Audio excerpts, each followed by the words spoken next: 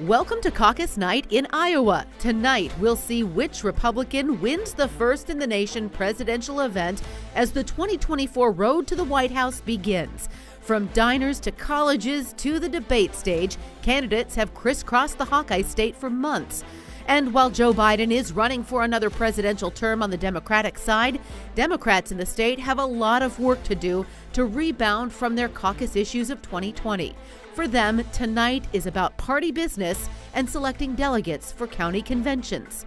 Be sure to scan the QR code on your screen, visit weareiowa.com/elections, and text the word caucus to 515-457-1026 for the latest updates and caucus results all night long.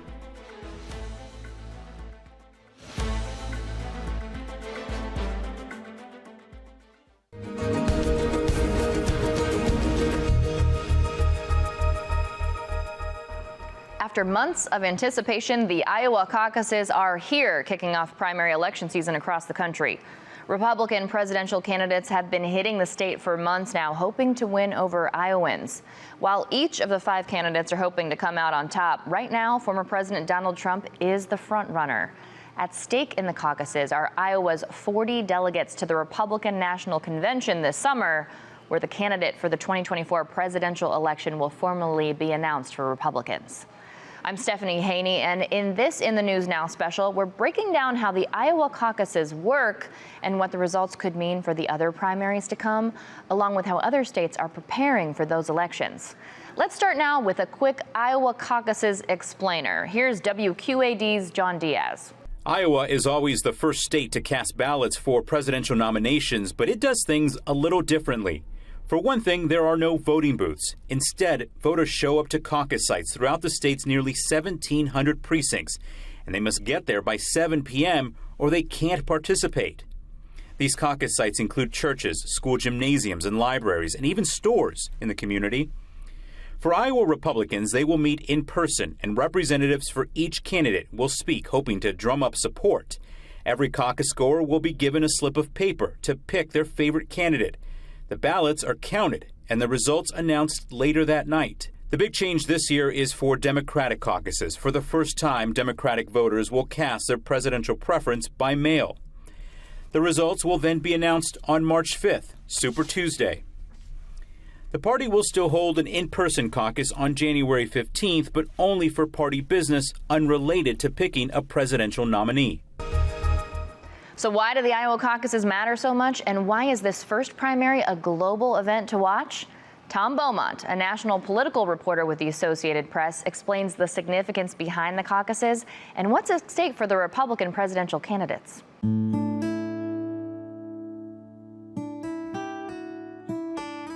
I'm Tom Beaumont, a national political correspondent for the Associated Press based in Des Moines, Iowa. And today we're going to be talking about the Iowa caucuses. The Iowa caucuses are the leadoff nominating contest in the race for the presidency, and they've been there in that role for the past 50 years. This year the competition is all on the Republican side. There's a Democratic president who we expect to be renominated. This is not a state-run election. It's a party function. And that's one of the reasons that they get to go first, because they have long been in agreement with New Hampshire, which holds the first state-run primary election. Like I said, the caucuses are a series of community meetings. There's actually more than 1,600 of them, one for every precinct in the state. And for that time, people sit together, some people stand up and speak on behalf of the candidates, and when that process is finished, people vote. They vote in front of their neighbors. In the case of the Republicans, they vote on a secret ballot, on a piece of paper. This year, the Republicans are looking at turnout of more than 187,000, and that may seem small nationally, but it's larger than any caucus in the past. So it's going to require more than tens of thousands to reach the margins that these campaigns see for themselves in either winning or challenging Trump. But Trump's campaign is vastly different than it was. It's vastly more disciplined. he remains the dominant frontrunner. It's time for the Republican Party to unite. With less than a month to go, the race here is essentially for second place. If that second place finisher comes within, a reasonable margin of the former president who is expected to win, that person may claim some momentum going into New Hampshire. You have Donald Trump, who's obviously moved left. Florida Governor Ron DeSantis has put all his chips in Iowa. He has said he is going to win Iowa. He has been to all 99 counties in Iowa. When we talk about things that make these caucuses different, one of them is that the Republican governor, Kim Reynolds, has broken with tradition and endorsed DeSantis. Is you don't defeat Democrat chaos with Republican chaos. And that's what Donald Trump gives us. But former United Nations Ambassador Nikki Haley has some traction. She's gotten good reviews from her debates for standing her ground, and she is in the race for second place in Iowa. Should Haley beat DeSantis in Iowa, that would almost certainly signal the end of the DeSantis campaign and provide a lift to Haley, who is stronger than any other candidate in New Hampshire. So today, it's become this global event where the world watches what happens in this relatively small, low population agricultural state on the prairie, but where the first votes and the first impressions of the presidential field are registered. Now, one factor that could impact turnout for the Iowa caucuses is the weather. Winter weather could dampen the turnout this year. As one professor at Iowa State University says, turnout is already low when the weather is nice before you start adding snow into the mix. Well, to start with, the turnouts are relatively small. 15% of the registered voters for a particular party would really be pretty good turnout. And that's about as high as it gets, maybe a low 20% range. The Democrats are going to have maybe single-digit percentage turnout this time because there's really nothing much at stake. Republicans, I think, will be pretty energized, so 20%, give or take, I think will probably show up. And it's difficult for exactly that reason under best of circumstances, let alone the occasional blizzard or a nor'easter that hits us here. We also get Alberta clippers, by the way. There's nothing to prevent that from coming down as an import from north of the border. And it's a big problem. It's a problem particularly for folks who live in outlying rural areas. If you're in a town like Ames, which isn't exactly a big city, you might have to drive or trudge through some snow for a couple of blocks to get to your precinct location. Rural areas might have to go 10 miles or more to a neighboring town, and some people don't live in a town to begin with, so they're really isolated. So for them, it's a lot more difficult. A blizzard there pretty much means you're marooned for a couple of days. Now, ahead of the caucuses, there were several events held in Iowa where candidates hoped to gain more ground with voters.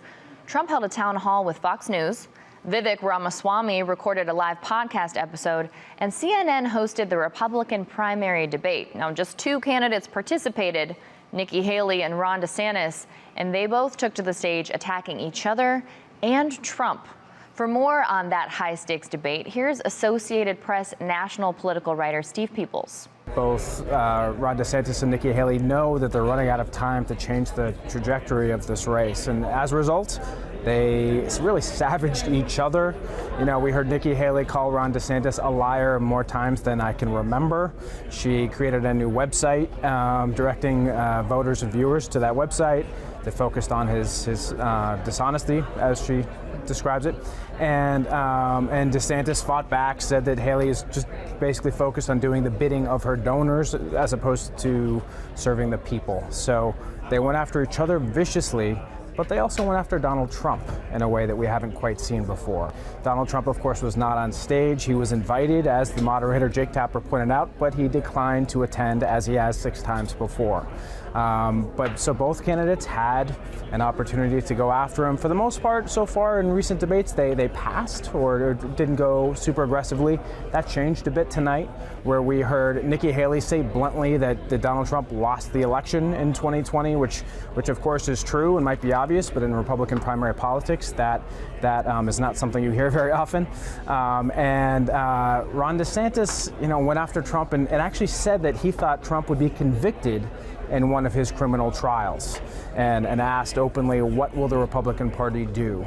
So, aggressive attacks against each other and the president, again, reflecting this idea that these candidates are running out of time to change this race. All along, it's looked like these two candidates are locked in a tight race for second place, and they were looking tonight for momentum to score a strong second. Nikki Haley clearly has the most to gain right now. She seems to have some momentum, but it's one thing to have momentum on paper. It's another thing running up against Donald Trump, who is essentially an incumbent in this race.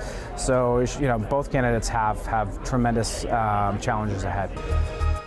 The Iowa caucuses are just the beginning of this big year in politics, with more primaries and elections to come, of course.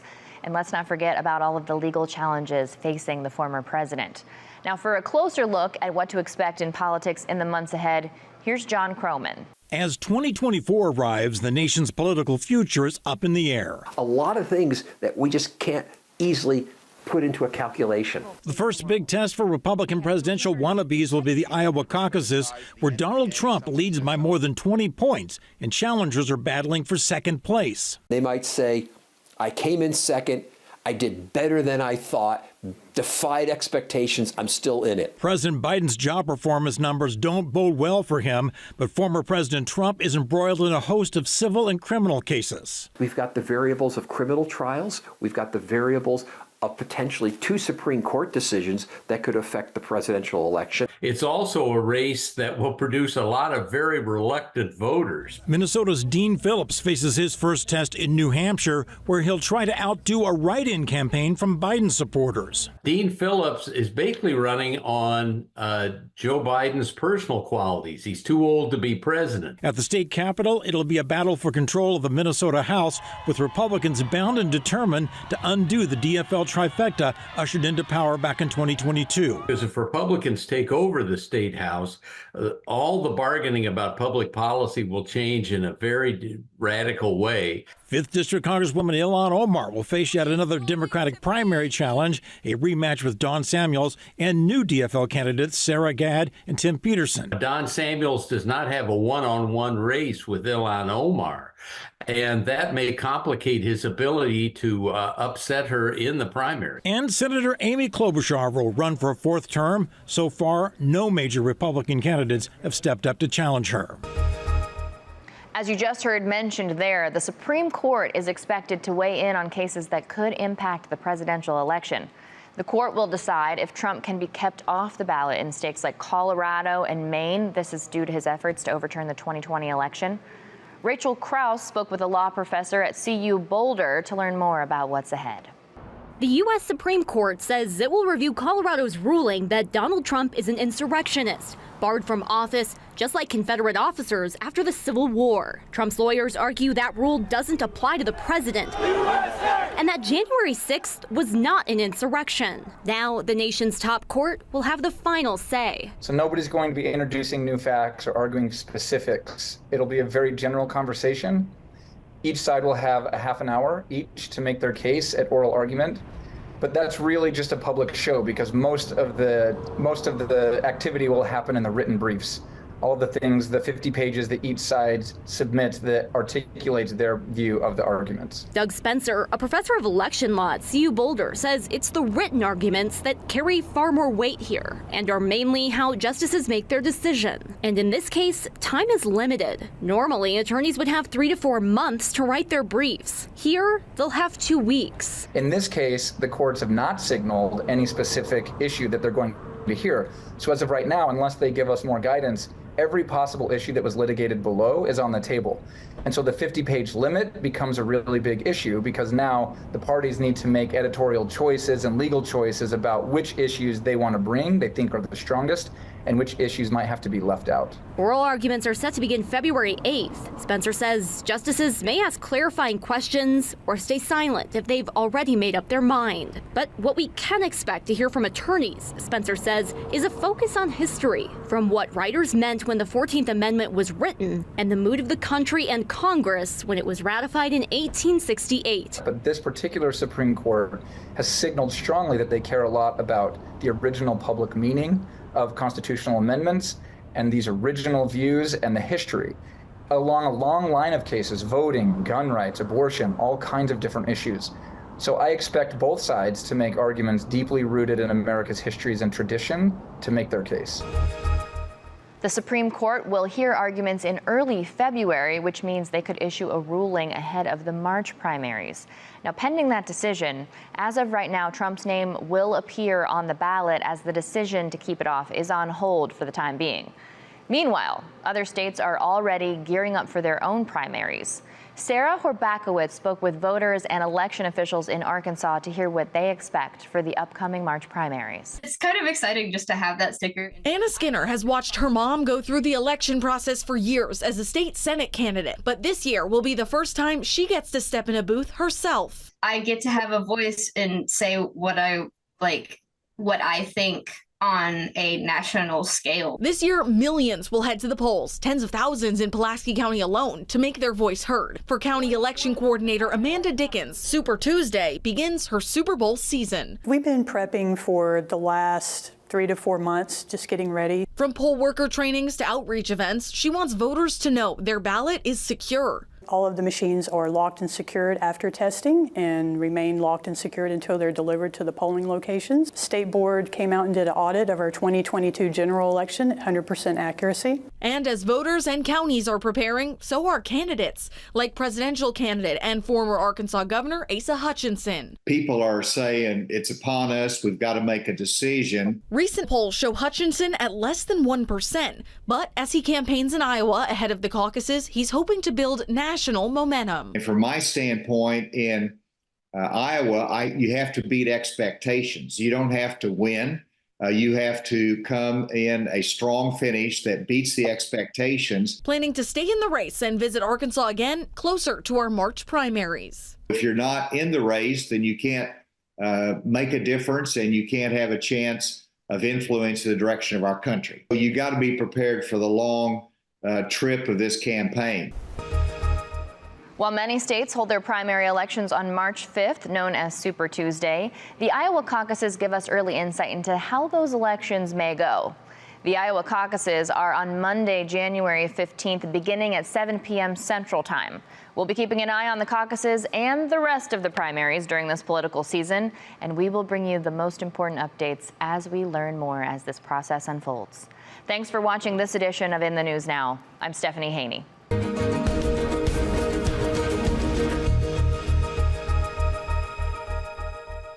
And the economy. She was an accountant. She's talked a lot about holding this government accountable for their budget, for making sure that money is spent responsibly. And that is a message that's resonated with people. And the big issue that we keep hearing repeatedly, it's about who can win in November. And when they look at those recent polls, then you put her head to head with President Biden. She is the only candidate currently in this race that beats him by a wide margin, Lindsay. And I do want to just pick up on a point that you mentioned there, because you said there was a Democrat who wanted to vote for Nikki Haley, and so they changed over to Republican, because that's the interesting thing about the Iowa caucus. While you do have to be registered a Republican, you can wait until the day before, register for Republican, place your vote with the Iowa caucus, and then the next day change it back to Democrat if you want. But I am curious with Nikki Haley how she's going to be, where she's going to be tonight, how she's going to be waiting for those results. Well, Nikki Haley's going to be with her family. She's got her son and her daughter. They've been doing the campaign stops with her here this weekend. Her husband is currently deployed overseas. He's a member of our military, so he is not here with her. And that's something really different for her in a campaign. He's previously been by her side. And tonight, so when you see all of these other candidates with their spouses by their side tonight, Nikki Haley's spouse is overseas serving our country tonight, Lindsay. Yeah, where he's been deployed. I guess he's on a year-long deployment. Eva Pilgrim, our thanks to you. We'll be checking back with you throughout the night. Florida Governor Ron DeSantis has held 160 events in the state of Iowa leading up to tonight's vote. Still, he trails behind former President Trump, who in comparison has held only 36 events, and yet he is in first place. ABC's Whit Johnson joins us now. Whit, how is the weather affecting DeSantis' campaign? Well, Lindsay, we know the weather's going to have a huge impact. We've actually been getting some anecdotal reporting from some sources in the area who say turnout's actually been pretty good. That said, they do expect that to be lower today, but the DeSantis campaign believes that gives them an advantage because of the ground game that they've built up here. We've talked about how he's gone to all 99 counties. He's had more events in this state than Donald Trump and Nikki Haley combined. They also have precinct captains at the nearly 1,700 precincts across this state. And this was very much built in the model of what Ted Cruz did back in 2016. In fact, a number of the campaign staffers were part of the Cruz campaign, and they say this time around what they have, the organization is even bigger, stronger, and more sophisticated. And they tell us they've actually identified precinct captains who have four-wheel drive and SUVs and trucks, and they're bringing shovels and ice melt, and they plan to literally dig people out and transport known DeSantis supporters to these caucus locations, and that includes picking up seniors from retirement homes. So they believe turnout will be down, but it will be an advantage to Ron DeSantis. And we know that polls are just an indicator, but it's far from the final word. Just curious what the expectations are for DeSantis going into tonight, even though the polls show him really trailing behind. And we've been talking to the campaign about this and pressing on that. I would say that they are indirectly trying to lower expectations. And you can see it in the way Ron DeSantis himself has been talking about this. I mean, early on, he would say repeatedly, I'm going to win Iowa. I'm going to win Iowa. And then recently, and Whit, if I can, just interrupt you for 1 second, Whit, because we are taking a look at Trump at a caucus location. Sure, okay. We just want to see if we might be able to listen in to what he has to say. I don't know if we have that audio available or not. Much better in this room, and I was better for the farmers, they say. Thank you. I was better for the farmers, they say, than any president in the history of our country. I got China to pay $28 billion to the farmers of our country because... And we hear Donald Trump exuding a lot of confidence. In fact, earlier tonight, he said that he felt quite good that his results would return greater than 50%. Whit, want to go back to you. I know that you had a chance to speak earlier with Ron DeSantis. What did he say about Nikki Haley's momentum? I just wanted to pick up on the expectations there, and due to the fact that we heard Donald Trump speaking just now, DeSantis himself, his campaign, told us that he is also speaking at least 2 caucus locations tonight. So they know the stakes are high. And when it comes to Nikki Haley, I did ask him directly about that, and he said that despite the fact that Haley has passed him in recent polls into second place, he still feels confident. They're looking at these polls and say they believe that they don't accurately reflect who will actually turn out and brave these sub-zero conditions. But they know that if he does not finish first or second place in this state, given all the resources and the investment and the time that they've put in Iowa, they know it will raise major questions about how he moves on from here. And I asked them that directly. I said, what happens if you don't fit in the top 2 spot? And he said, he looked at me dead in the eye, and he said, if ifs and buts were candies and nuts, every day would be Christmas. And he said, we are going to do well. We are moving on. He said, we're in it for the long haul. He's going to be on a plane tonight to South Carolina, and we can expect to see him in New Hampshire. We'll see. If its and buts were candy and nuts, every day would be Christmas. That's one to keep in the back pocket there. Whit Johnson, thanks for that. We'll be coming back to you in a little bit. For now, I want to bring in ABC News political analyst Ryan Priebus and ABC political contributor and Democratic strategist Donna Brazile. Great to have you both joining us. Let's take a look at the last poll, the latest poll out of Iowa from just this weekend. We have Trump taking 48%, Nikki Haley 20%, Ron DeSantis 16%. Ryan, what would a good night look like for the leading 3 candidates, Trump, Haley, DeSantis? Well, it depends who you are, right? I mean, so a good night for Trump is, you know, they're going to tell you that they want to break the record and say that they've got the biggest margin of victory in the history of these Iowa caucuses. He's probably going to do that. So I think he's going to get that talking point. I think I agree with Whit and your last segment. I think all the pressure's on Ron DeSantis. I mean, he put everything into Iowa. You know, he talked about winning Iowa.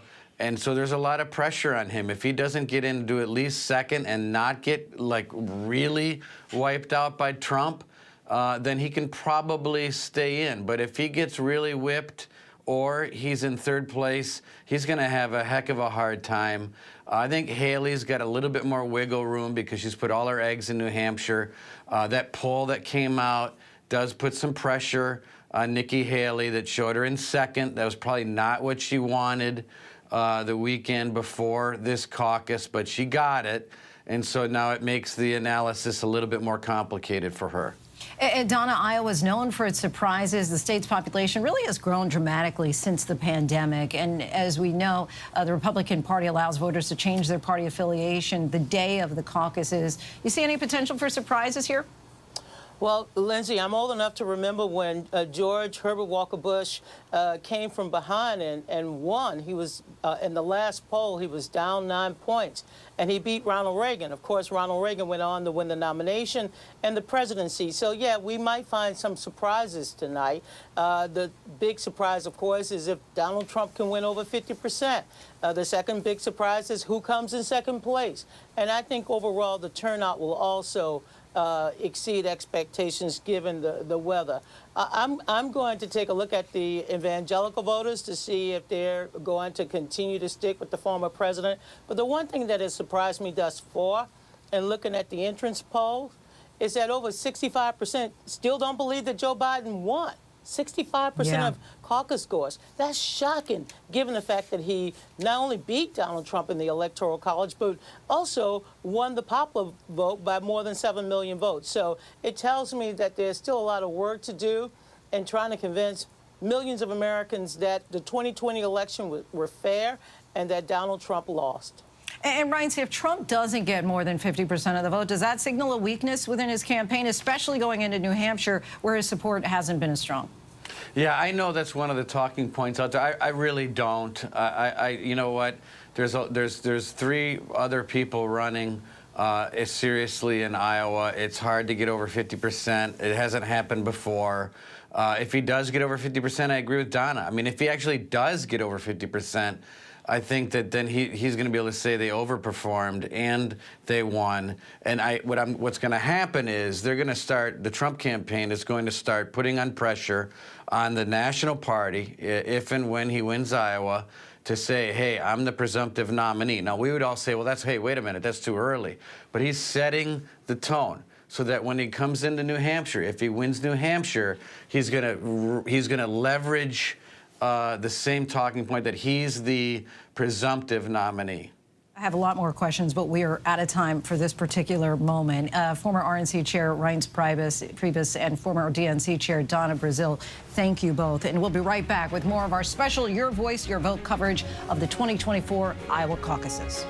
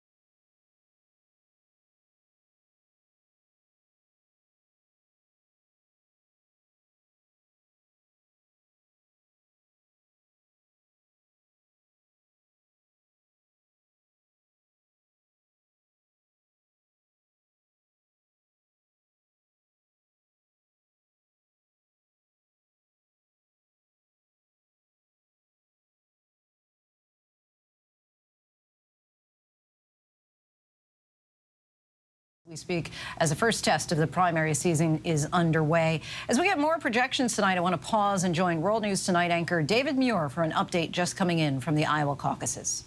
David?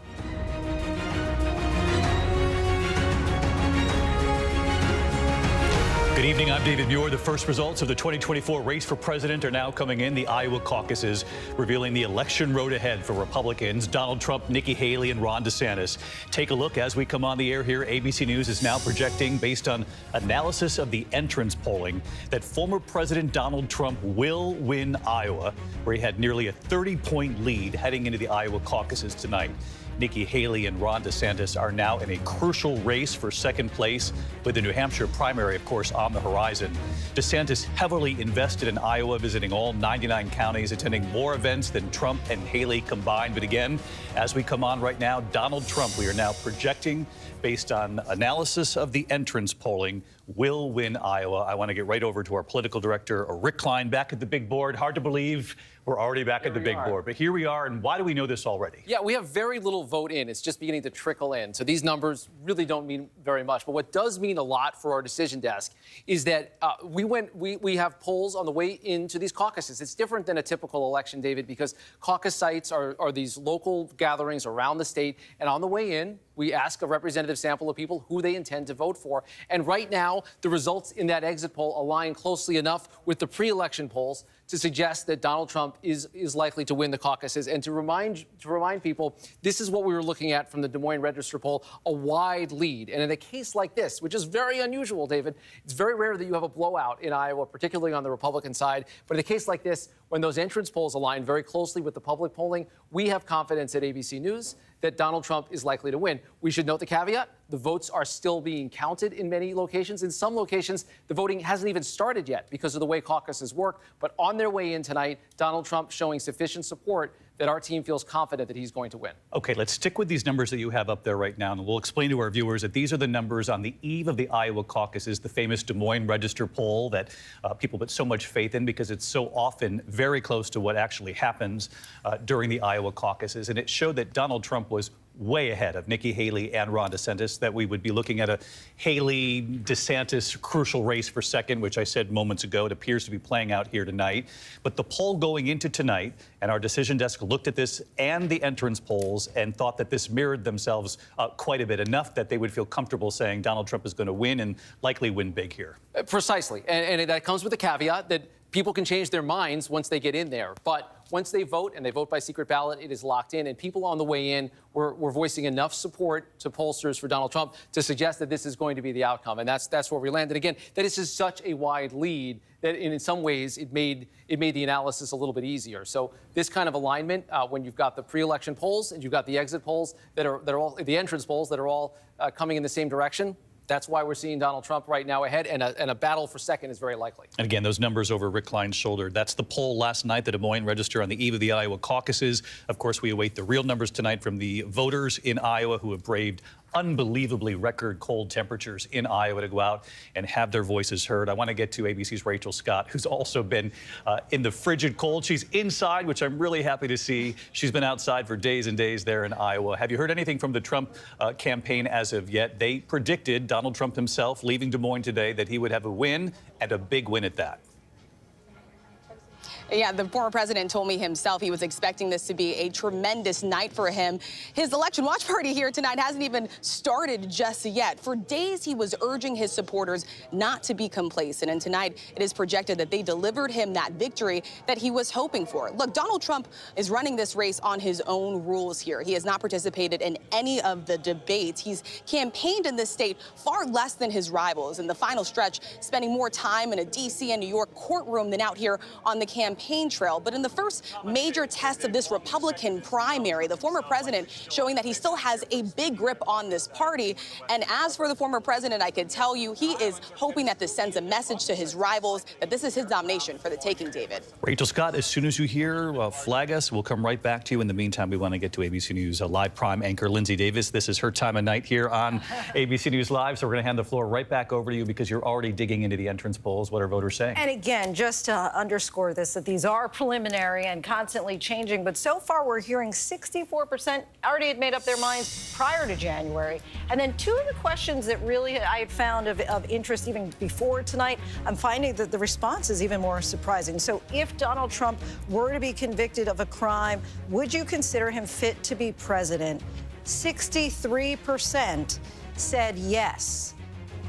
32% said no. But again, 63% saying if he were convicted of a crime, they still would find him fit to be president. I'm not sure if we have that board up. But the other thing that's also very interesting, did Joe Biden legitimately win the presidency in 2020? We have 68% saying no, he did not, and only 28% saying yes. But of course, we continue to follow this. At this particular time, what we're seeing in at least the second wave of the entrance polls, the third most, the largest issue, the third largest issue that brought people out to the polls was actually rejection of those Joe Biden's election. First, immigration. Second, economy. 3, rejection of Joe Biden's 2020 election. All right, a lot to cut through that you presented us with here, and we will. First of all, when you hear John Karl, our chief White House Washington correspondent, been at the White House for years before that, which is why you're particularly skilled and perfect for the night that this is. When you hear these numbers, 65% of GOP voters going in to the Iowa caucuses do not think that Joe Biden won the election legitimately. What does this say to you? Well, what this means is that among Iowa Republicans, as we have seen nationally, this is now Donald Trump's Republican Party. It's a lie. Joe Biden did legitimately win the 2020 election. We have seen virtually everybody who worked at a senior level within the Trump White House in 2020 testify under oath that they saw no evidence of voter fraud to change the results. So even those that were with Donald Trump as he was contesting the election, as he was going into January 6th, have said when they have asked to testify under oath that there was no election fraud. These were people who were close to him. This is Bill Barr, his own attorney general. This is Mark Meadows, his chief of staff. This is his legal team in the White House counsel's office. And yet Donald Trump has said over and over again now for 3 years, running solidly, that the election was stolen. And this view has taken hold among Republican voters, at least we are seeing in Iowa, among caucus goers, we should say, but quite overwhelmingly. 2/3 believing something that is flatly untrue, that Trump's own advisors have said is untrue, and that's clearly what's driven this result. This is Trump's party. They believe what he says. There's been a lot of talk, too, about the other candidates in this race, obviously, Martha Raddatz, Ron DeSantis, Nikki Haley, and this critical race really for second place as this night wears on. But one of the numbers coming out of Wave 2 data, which we call more significant data as is coming in from the entrance polling, actually shows, and Lindsay mentioned this here a moment ago, that 64% said they'd consider Donald Trump fit for office even if he were convicted of a crime. But then, this is quite interesting.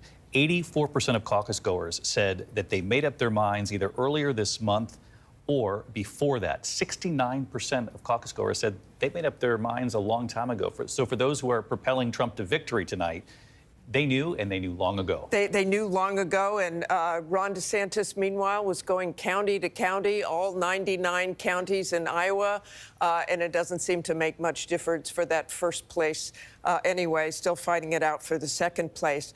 But Donald Trump, and this week, if you just watched him on television, he is on his game. He is forceful. John Karl's great book, Tired of Winning.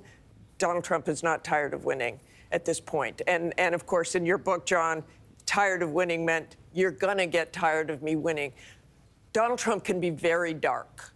He can be a very gray day in February, but this last week and this last month, he owned Iowa. He basically said, I'm winning. He's matter of fact about the election. He said, just a couple of days ago, or today, I've won twice. I've won 2 elections. And clearly, those Iowa voters and others across the country are accepting it, even though it is not true. And I think you have to look at the voters. You don't just look at Donald Trump anymore. You just have to look at the voters and say, why do you believe this? And we've all asked them that. We've asked them that again and again. And they simply believe it, despite 60 legal cases, despite anything anybody says. Those voters believe it. The amazing thing, David, is that he has dominated Iowa.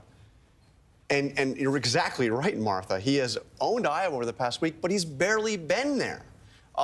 You know, he has spent a fraction on television advertising. Trump and his allies have spent a fraction of what Nikki Haley and her allies have spent, or what Ron DeSantis and his allies have spent. They spent upwards of $35 million each, DeSantis and Haley. Trump is less than $20 million. Trump has been massively overspent. They have campaigned harder. They have spent more time on the ground with Iowa voters. But as we said at the beginning here, it has become clear this is Donald Trump's Republican Party. That's not going to matter. They are with Trump. They support him. And they support him through hell or high water. We're going to go to the headquarters, the campaign headquarters, in just a moment. But, Lindsay, before we get there, just on this point that there's going to be, even without the numbers in yet and the caucus going and the votes taking place as we're on the air, but again, entrance polling data and looking at the numbers of what voters told us both there in Iowa compared to the polling on the eve of the Iowa caucus, our decision desk feels quite comfortable that Donald Trump is going to win, and perhaps handily, here in Iowa. You're going to have the DeSantis camp and the Haley camp asking questions about should they have taken on Trump more forcefully and earlier on. Their language toughened in recent days, but really on the eve of the Iowa caucus, particularly when you look at the Wave 2 data that people had made up their minds, 69% made up their minds months ago. And I think that that's such an interesting point, because then it doesn't matter all of the different, more than 100, I think it was like 160-something events that Ron DeSantis had in Iowa. All of that potentially was for naught if voters already had their minds made up last year. It really, all of that time that he spent, all the days he spent on the ground, all of the events that he had, people had already decided that they were going to go for Trump. And I do think that one thing that certainly Ron DeSantis and Nikki Haley that we've seen as far as the town halls go, as far as the debates go, they really, as you said, were quite reticent to critique Donald Trump. I mean, you know, we've asked time and time again, Nikki Haley, if she'd be Donald Trump's vice president. She won't say yes. She won't say no.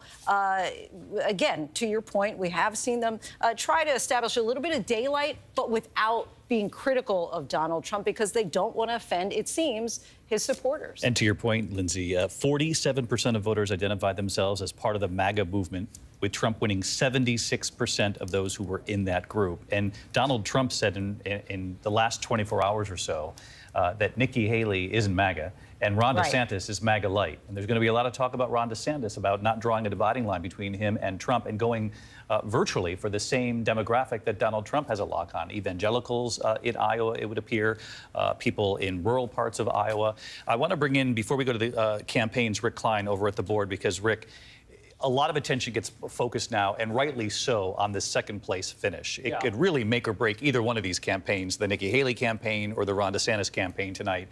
Nikki Haley, from what we're looking at so far, she really has to reach, and this is what she has been aiming to do, reach more independent-minded voters, more moderate Republicans. Where does she find them? Yeah, and again, we have very little vote in right now because the caucuses in many cases are ongoing. These are very local affairs, more than 1,600 of them going on. And we've heard anecdotal evidence, at least, David, so far, that there are some places that have had a delay in the start of the caucus time because people are getting in there and they're trying to change their party registration to Democratic. That would anecdotally be a good sign for Nikki Haley, because going into the night, this was a big warning sign for her.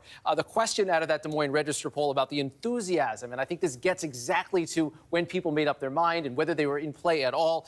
88% of Trump voters saying they were enthusiastic about voting for Donald Trump. Only 39% of Nikki Haley supporters saying the same thing. And the fact is that in Iowa, it's a lot harder to reach independents and to reach Democrats. And if she does well tonight, she will rely on them, and she will try to parlay that into something a week from tomorrow in New Hampshire. But we have seen in our own polling as well, David, a potential ceiling in her support, because many Republicans are skeptical of her, and she's going to have to overcome that. And the difference between a second and a third place finish in Iowa today, I think, would be a major development for Nikki Haley in terms of making the case that she would be acceptable to her own party, much less to the general election.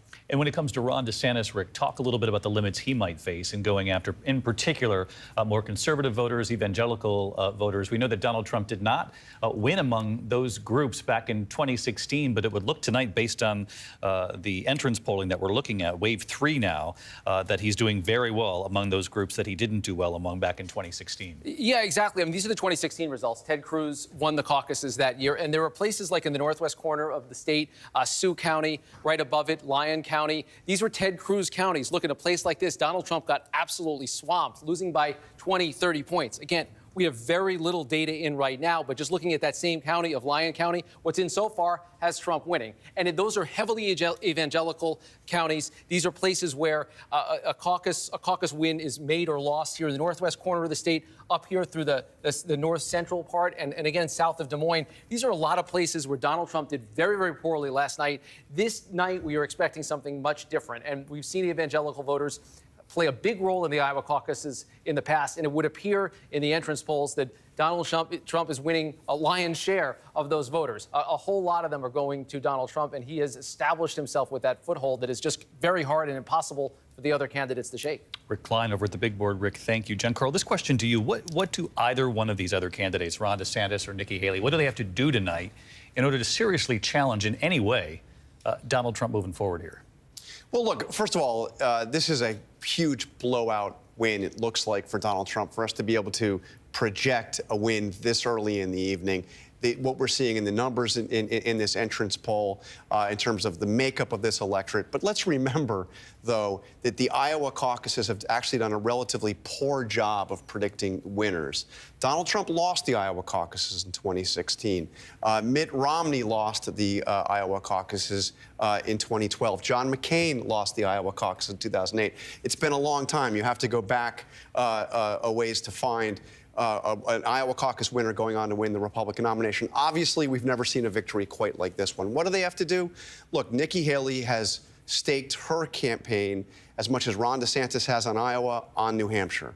If she can go into New Hampshire and she can find a way to actually beat Donald Trump in New Hampshire, where the polls have consistently shown him more vulnerable, then there's a chance she can try to build momentum. It goes next to Nevada and then her home state of South Carolina, where, by the way, Donald Trump has a huge lead in the polls, and the endorsements of virtually every Republican elected official, including her former lieutenant governor, who is now the governor of South Carolina. But that's kind of what I'm getting at. I mean, the Iowa caucuses have had an okay record. Yes. I'm just giving it to them at best, yes. right?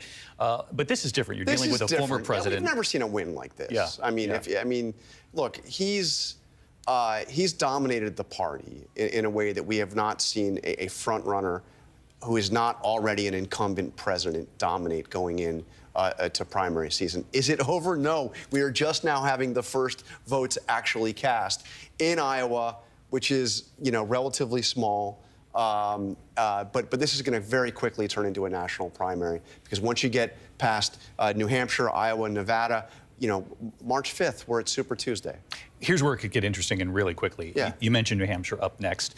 The most recent polling shows Nikki Haley coming within single digits now of Donald Trump in New Hampshire. Yeah. She's tried to say in these last 24 to 36 hours, this is a two-person race now. Yeah. So, again, she's holding on to that. But as you point out, you look a little beyond that. You see South Carolina, where she's not leading in her home state. New Hampshire, where she's getting closer, but still trailing Donald Trump. So we'll have to see where these numbers land at the end of this evening. But it's going to be a tough fight for the person who's in second place. I mean, one of the things that helps her in New Hampshire is that in New Hampshire, independents can vote in the Republican primary. That's not the case in South Carolina and in a lot of the states that follow, where you have to be a Republican to vote in the Republican primary. She will benefit from the fact that people that want to stop Donald Trump, some who are not Republicans, can get a chance to try to give her a boost. But that's why this race for second actually matters. I mean, it doesn't matter in terms of the delegate allocation. None of it really matters in terms of delegate allocation. There aren't many delegates coming out of Iowa. But, she's in an all-out battle with Ron DeSantis for the right to say, I am the person who can stand up against Donald Trump. Let's check in with our campaigns. ABC's Whit Johnson is at Ron DeSantis headquarters. And we were talking here that Ron DeSantis in many ways has tried to go after the same lane that Donald Trump is going after, to hold on to his MAGA voters, evangelical Christian voters, some of these constituencies that he has had with him for a long time. Ron DeSantis has been very careful about critiquing Donald Trump. As you heard John Carl just outline there, this was a different lane that Nikki Haley is trying to carve out. Very different strategy when it comes to Ron DeSantis. So what is his lane here moving forward? And obviously, I know I don't want to get too far ahead of ourselves, but if this comes to fruition tonight, a major Donald Trump victory, and Haley and DeSantis fighting for second, has the DeSantis campaign said what they do in the immediate future, say, for example, with New Hampshire next, where Nikki Haley is doing much better than DeSantis, at least in the polling? Absolutely, David. I interviewed Ron DeSantis today, and I pressed him on this. I said, look, the expectation is you have to get first or a strong second place. Otherwise, how does your campaign move forward beyond Iowa? Because they've gone all in on this state, a huge investment of time and resources, hoping to connect to the traditional conservatives here and the evangelical leaders. And he's been able to rack up some key endorsements. They do believe that they have the ground game that can carry them through and help them with these sub-zero temperatures. But in light of what you were talking about with Donald Trump, I pressed him on that today and said, look, early on, you didn't go directly after the former president. He has turned up the heat a little bit in recent debates and sound bites, saying that he holds Trump accountable when it comes to substance. And I asked him, I said, look, looking back, given where you are in the polls and the commanding lead that the former president has, should you have done anything differently? And he says, he actually suggested that because of the investigations and the criminal indictments, that Donald Trump would not be a better candidate to take on Joe Biden and perhaps could lose. And he was trying to make this pitch to some of the voters across the state at the last minute. We saw him going to multiple caucus sites and making that pitch himself, saying that he's the best to take on Joe Biden. He's the one who can deliver on his promises, unlike Donald Trump. They believe, the DeSantis campaign, that there were still, coming into tonight, some undecided voters who were swaying either between Trump, DeSantis, and Nikki Haley, and they were trying to reach them. And one interesting story, we've been talking to a lot of these voters. I had a long conversation with somebody today who was undecided a few days ago, met Ron DeSantis, told me today, you know what, he's sold. He was going to caucus for Ron DeSantis tonight. He just got back to us and said that somebody stood up and made a compelling speech for Ramaswamy, and so he changed his decision and instead caucused for Ramaswamy. So it gives you a sense of what can happen in these rooms. This is not like a primary where people go and cast their ballots in private. They come out, they can be swayed, their decisions can be changed at the last minute. Anything can happen in Iowa, but the DeSantis campaign says that they do plan to hang in here. He has a plane waiting for him, and they say no matter the outcome, he will be on a plane to South Carolina tonight. David? And Whit, to your point, just to follow up a question or two here for you, you had mentioned that Ron DeSantis in recent days is making this argument that if you stick with Donald Trump here, you run the risk of all of these criminal trials that lay ahead. And if there is a conviction, then that's going to significantly, in Ron DeSantis' argument, help the Democrats. So why would you do that to yourselves? That's the argument he's been trying to make. When you look at some of this data coming out of the entrance polling, 64% of Iowa voters say they would consider Donald Trump fit for office even if he were convicted of a crime. Now, we could all sit here and talk about the other 30%. Any Republican nominee is going to need that 30% likely to go over to the finish line. So that's still a significant number, those who would not support him. But the other number, 64%, you look at it that way, that's still a significant number of people who aren't buying Ron DeSantis' argument on whether or not Donald Trump is a risk. Exactly, and David, this is the fine line that he's been trying to walk. And he said as much to me in the same response. He said, look, we feel like Donald Trump has been treated unfairly. We know a lot of people like him, but we think that he's a distraction. All of these things could be an advantage for the Democrats, and he thought that he would be better fit to be president again, delivering on promises. And that's a big part of his pitch. He's tried to thread this needle and say, look, I know you like Donald Trump. I know you like his policies, but remember what he said about the border wall. Remember what he said about Obamacare, all these promises that Donald Trump was not able to keep. DeSantis says, I've delivered 100% of my promises.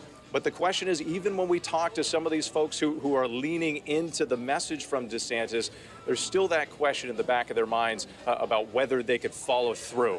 And clearly, the support for Donald Trump in this state is very strong. We're seeing that with the dominance that he's already had here, and that race for second place is everything to determine the future of this race. Whit Johnson with Ron DeSantis tonight. DeSantis campaign there in Iowa. Whit, our thanks to you. And again, to recap as we're on the air here, ABC News Live, our coverage of the Iowa caucuses, that based on the entrance polling and the late polling going into the Iowa caucuses, ABC News feels comfortable in declaring that Donald Trump will win the Iowa caucuses, likely by a large margin. This was not a terrible surprise going into this evening based on that polling. And we had always said in our reporting that what was most likely shaping up here was a very critical race for second place. You heard Whit talk about it there, and the folks who are joining me here at the desk. A very crucial race between Nikki Haley now and Ron DeSantis, who are both carving out or attempting to carve out very different lanes from one another. Nikki Haley is trying to get some of the more moderate Republicans looking for a break from Donald Trump, a break from the trials that are in the future here. Ron DeSantis trying to make the case that I can continue with the promises that Donald Trump made the last time around when he was president. I can fulfill those promises. Remember what he said, remember what he promised, but I'm the guy who'll get in there and actually do it and finish the job. Again, lots of questions about whether either one of them have been particularly successful in that strategy based on the numbers that we'll surely crunch later on in the evening. I want to bring in Rachel Scott covering the Trump campaign. I know she's getting some early reaction from the folks at the Trump campaign. And Rachel, it was really interesting. You know, we had mentioned here earlier that Donald Trump had described Nikki Haley and Ron DeSantis, saying DeSantis is MAGA light, that Nikki Haley is not MAGA at all. But that's about all he said about his two opponents on the Republican side. He shifted his focus immediately today to Joe Biden, saying to Iowa voters, you're the beginning. This is the beginning right now. It started, and this is the beginning of something very important. I think it's the most important election in the history of our country, and then immediately focused on Joe Biden. Yeah, David, you are spot on. When the former president arrived at that caucus site earlier, you could tell where his eyes are focused, and that is on the general election here. Not even really making any firm attacks against any of his rivals in this race. He is squarely focused on President Joe Biden and this November election in which he hopes to be the Republican nominee. Now, we are getting some early reaction, and I was just texting with a Trump advisor about these results coming in tonight that Donald Trump is projected to win here in Iowa, who just sent back a few words. I hope Nikki and Ron are watching. And that really underscores the point that the Trump team has been making now for days, that they hope here that a strong victory can send the message to the rest of the rivals that this field needs to narrow. Oftentimes, Iowa doesn't actually pick the Republican nominee at all, but it often does winnow the field. And of course, we've been talking about that very close race for second place between Florida Governor Ron DeSantis and Nikki Haley. It's unclear where that stands tonight, but it's clear that the former president hoping to send a direct message. I will say, David, it's a little weird here at this event to be calling this race, to be projecting it so early. It hasn't even started yet. The public hasn't even entered yet, but we are told that the former president has arrived on location and he is expected to deliver remarks pretty shortly, David. Stick with us here, Rachel. I'm going to continue with you. And I can speak to the people who are watching us on ABC News Live right now, too. If you're frustrated because you feel like it's being called before people even get a chance to finish the caucuses in Iowa, again, it's based on entrance polling. So what the voters have told us, you know, networks would never go forward and make an analysis like this had the voters not already told us what they were intending to do. Again, that margin is so great that our decision desk deciding that Donald Trump will win the Iowa caucus, not a huge surprise. We are getting our first numbers. We'll come back to you, Rachel, in just a moment. I want to swing over to the big board, Rick Klein, our political director, because I know it's not the actual number of votes that's significant, but the margin between these candidates is somewhat telling early on here. Yeah, that's exactly right. I mean, we only have about 2% of the expected vote in right now, but Donald Trump romping right now. And just looking very preliminarily at some of the places where Donald Trump was expected to do well tonight, you're seeing him already leading in the vote in some of these smaller, more rural counties. That's not a huge surprise. I do have my eye on a couple of places, though. This is Black Hawk County is a place where we've been looking for Nikki Haley to do very strong. Right now, there really isn't a lot of data to suggest that's going to happen. Johnson County, which is we've talked about, that's where University of Iowa is right now, based on the vote in so far. Nikki Haley with a small. We want to thank you for joining us tonight. All eyes are on Iowa as voters gathered in those extreme temperatures for the 2024 Iowa caucus. Results now trickling in. A big night. We have it covered here at Local 5 News. Local 5's team is spread out throughout central Iowa as they join candidates at their campaign watch parties. We'll check in with them later on in the show, but we are joined with an expert, Iowa State Professor Kelly Winfrey, who's going to give us insight into the results that we are seeing right now. We have some early results, and then what we can expect throughout this election cycle. So Kelly, I want to thank you for being here with us tonight. Thanks for having me. And we'll talk to you in just a moment. But the Associated Press is projecting that former President Donald Trump is the winner of the 2024 Iowa caucus. Again, this is a projection. These are not official results. We have right now about 2% of precincts reporting early numbers here. But the AP is confident in their exit polling that they have the ability to project Donald Trump as the winner of the Iowa caucus. We're going to go first to check in with Chanu Her, who joins us from the center of all media coverage. That's at the Iowa Event Center, where all the media is gathering to cover these results. Chanu, what are you hearing out there?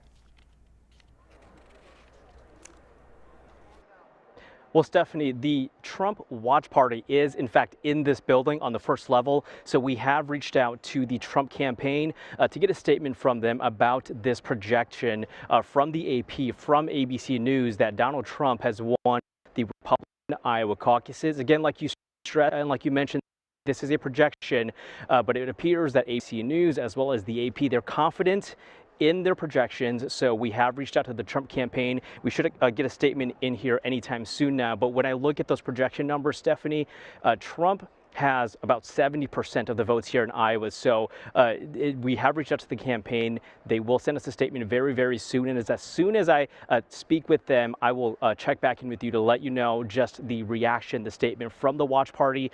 We do have somebody down there right now keeping an eye on what's going on. As soon as I get more information on that and get this statement in, I will be sure to check back in with you, Stephanie, on all that's going on right now. But again, very important to stress, these are projections right now. But as soon as we get those final results in, we'll be sure to let you know and follow all of that right here at the Iowa Event Center. Stephanie? All right, Chanu, thank you very much. And we're going to talk now with ISU Professor Kelly Winfrey about this. Not a huge surprise. We saw polling that suggested this. So for Donald Trump, right now, right around 54% of the vote, is that a good win? Is that a victorious win? Or is that not so great news? I think we need to wait and see what the final numbers are, because while we can project he's going to win, that's not a surprise to anyone. I think what we really want to see is by how much. If he has more than half the votes, if he's above 50% at the end of the night, that pretty much indicates that he's leading the party. But if he's falling right around 50 or under, that means about half of the Republicans were not showing up to caucus for him. And that, I think, can show some weakness down the road. And you cover women in politics extensively. So Nikki Haley has been on your radar for quite some time. We see right now she is, in second place. Again, 2% of precincts reporting. This is early, but right now she's in second place. She's doing pretty well here. What are your thoughts on how she's kind of risen up in this whole game? I think it's been interesting. She's had a little bit different strategy than some of the other candidates. She hasn't done the 99 counties that DeSantis has, but she's really appealed, I think, to some moderate Democrats. Some recent polling has shown that she's brought in some more independents and maybe some Democrats as well. So she's appealing to a different base than DeSantis and Trump are. So I think that gives her an opportunity to maybe come in second and really challenge Trump down the road. If she can, get over 20% tonight, then I think that sets her up very nicely going into New Hampshire and then South Carolina. Okay, so we're going to have to watch that. We're going to head out to Ron DeSantis' watch party right now, who is currently, according to our early results, in third place. We have Local 5's Dana Searles out at his watch party. Dana, what's the mood out there today?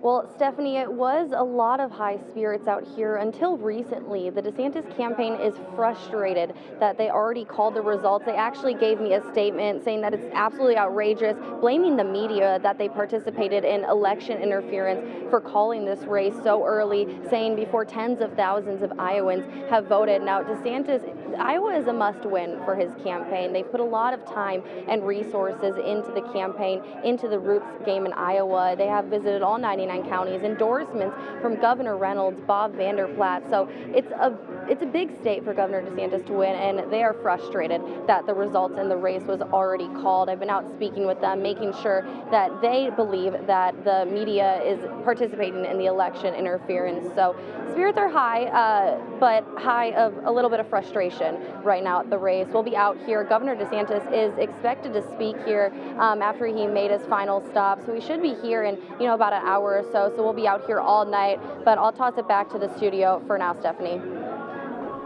All right, Dana, thank you. And we want to go out to Nikki Haley's watch party, which is where we find Larissa Leone. She has been covering this campaign tonight. Larissa, we just heard the DeSantis camp is pretty frustrated with that early projection. Are you hearing the same from Haley's camp?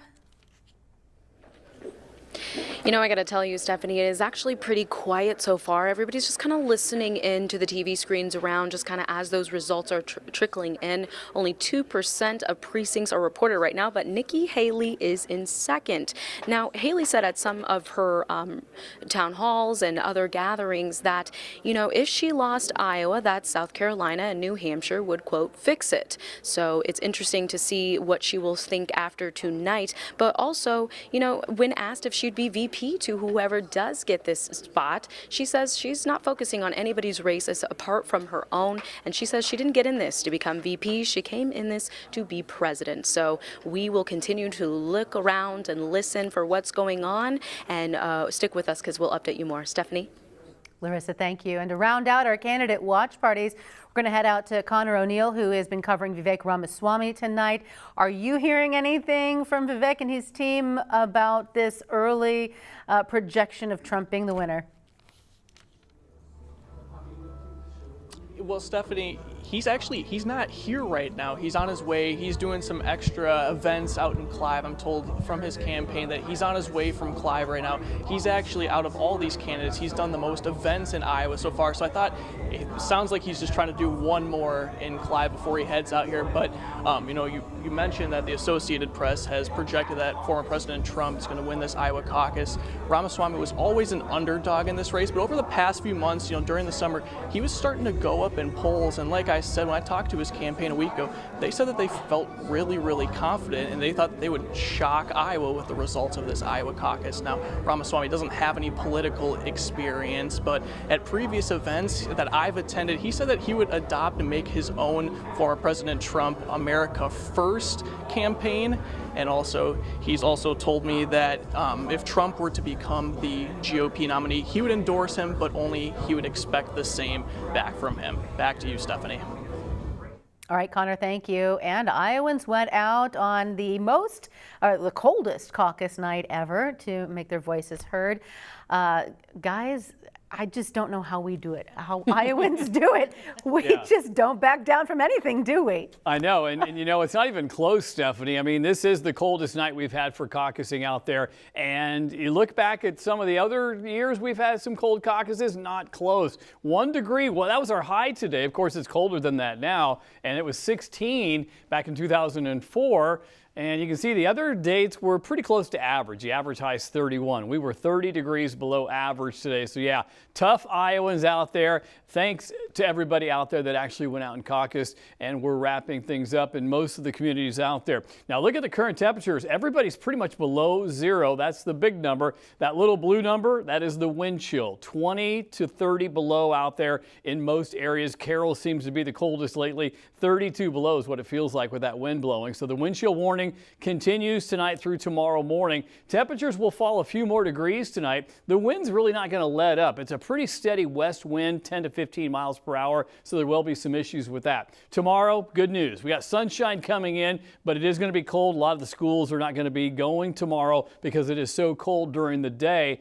But 7 degrees is definitely an improvement out there. Futurecast, you can see those wind chills staying pretty cold tomorrow. That's why that wind chill warning continues for the next couple of days out there, or through tomorrow, I should say. Another issue that people have had lately is traveling out there. Let's go over to meteorologist Chris and talk about that.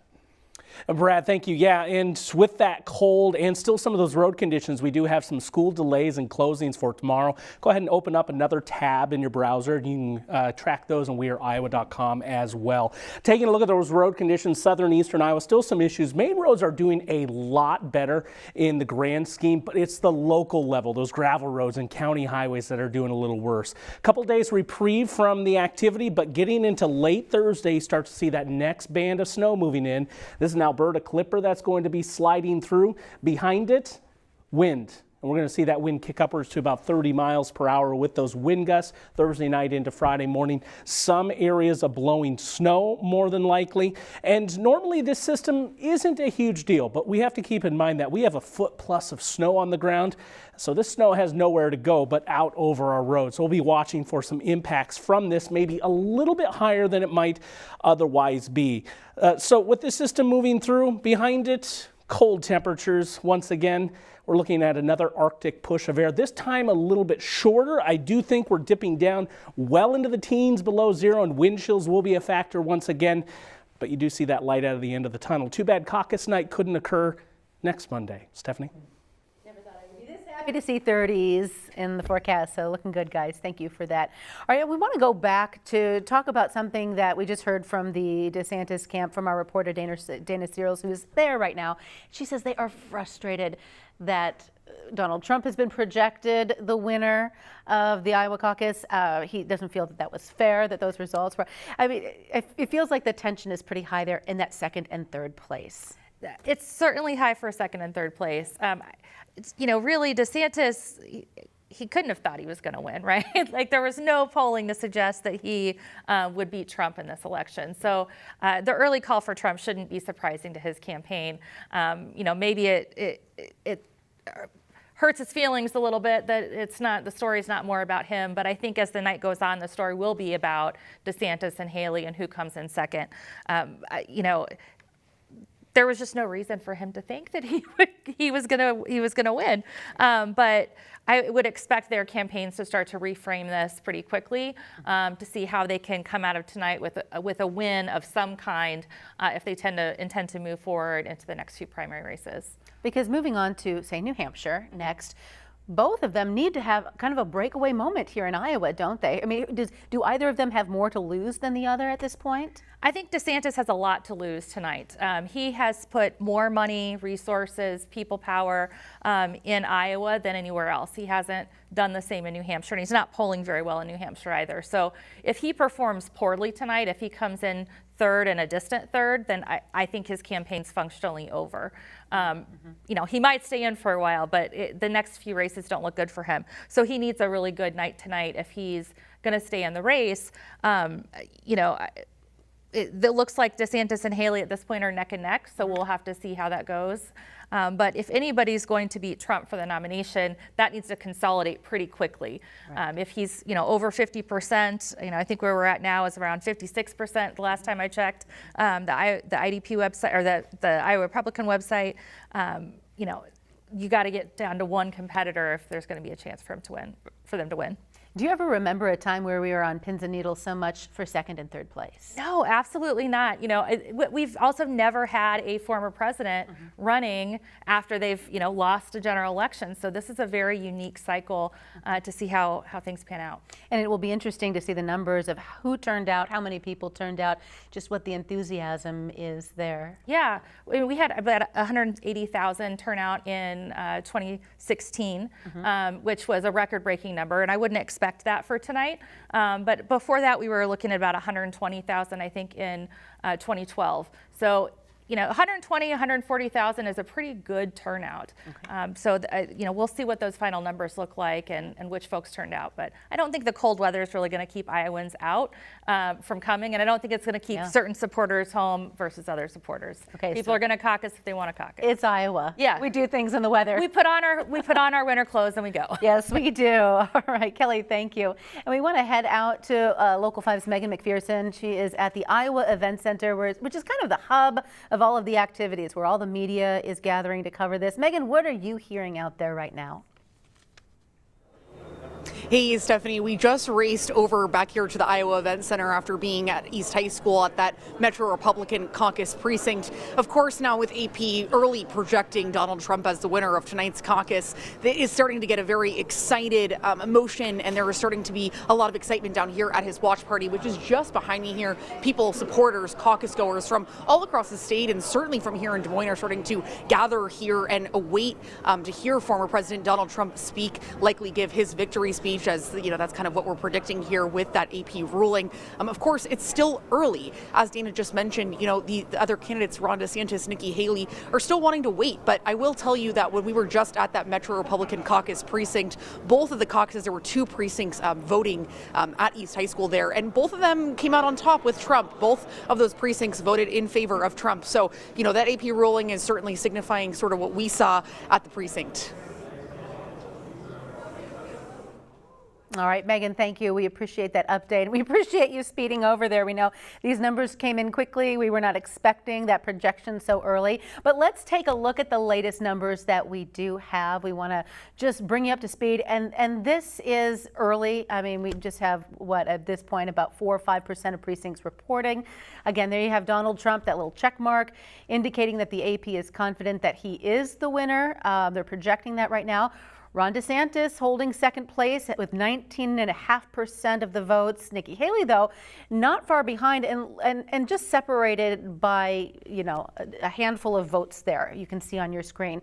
So it's a second and third neck and neck race right now. We're expecting those numbers might bounce back and forth throughout the night. We'll keep you updated on that. Vivek Ramaswamy trailing behind that pack there with almost 8% of the vote, and Asa Hutchinson barely making a mark there, 4 votes at this point. Let's head back out to Larissa Leone. She is covering Nikki Haley tonight.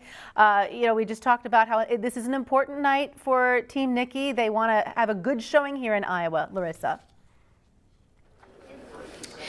Stephanie, it certainly is. We're still a little quiet. Nikki has not made an appearance as of yet.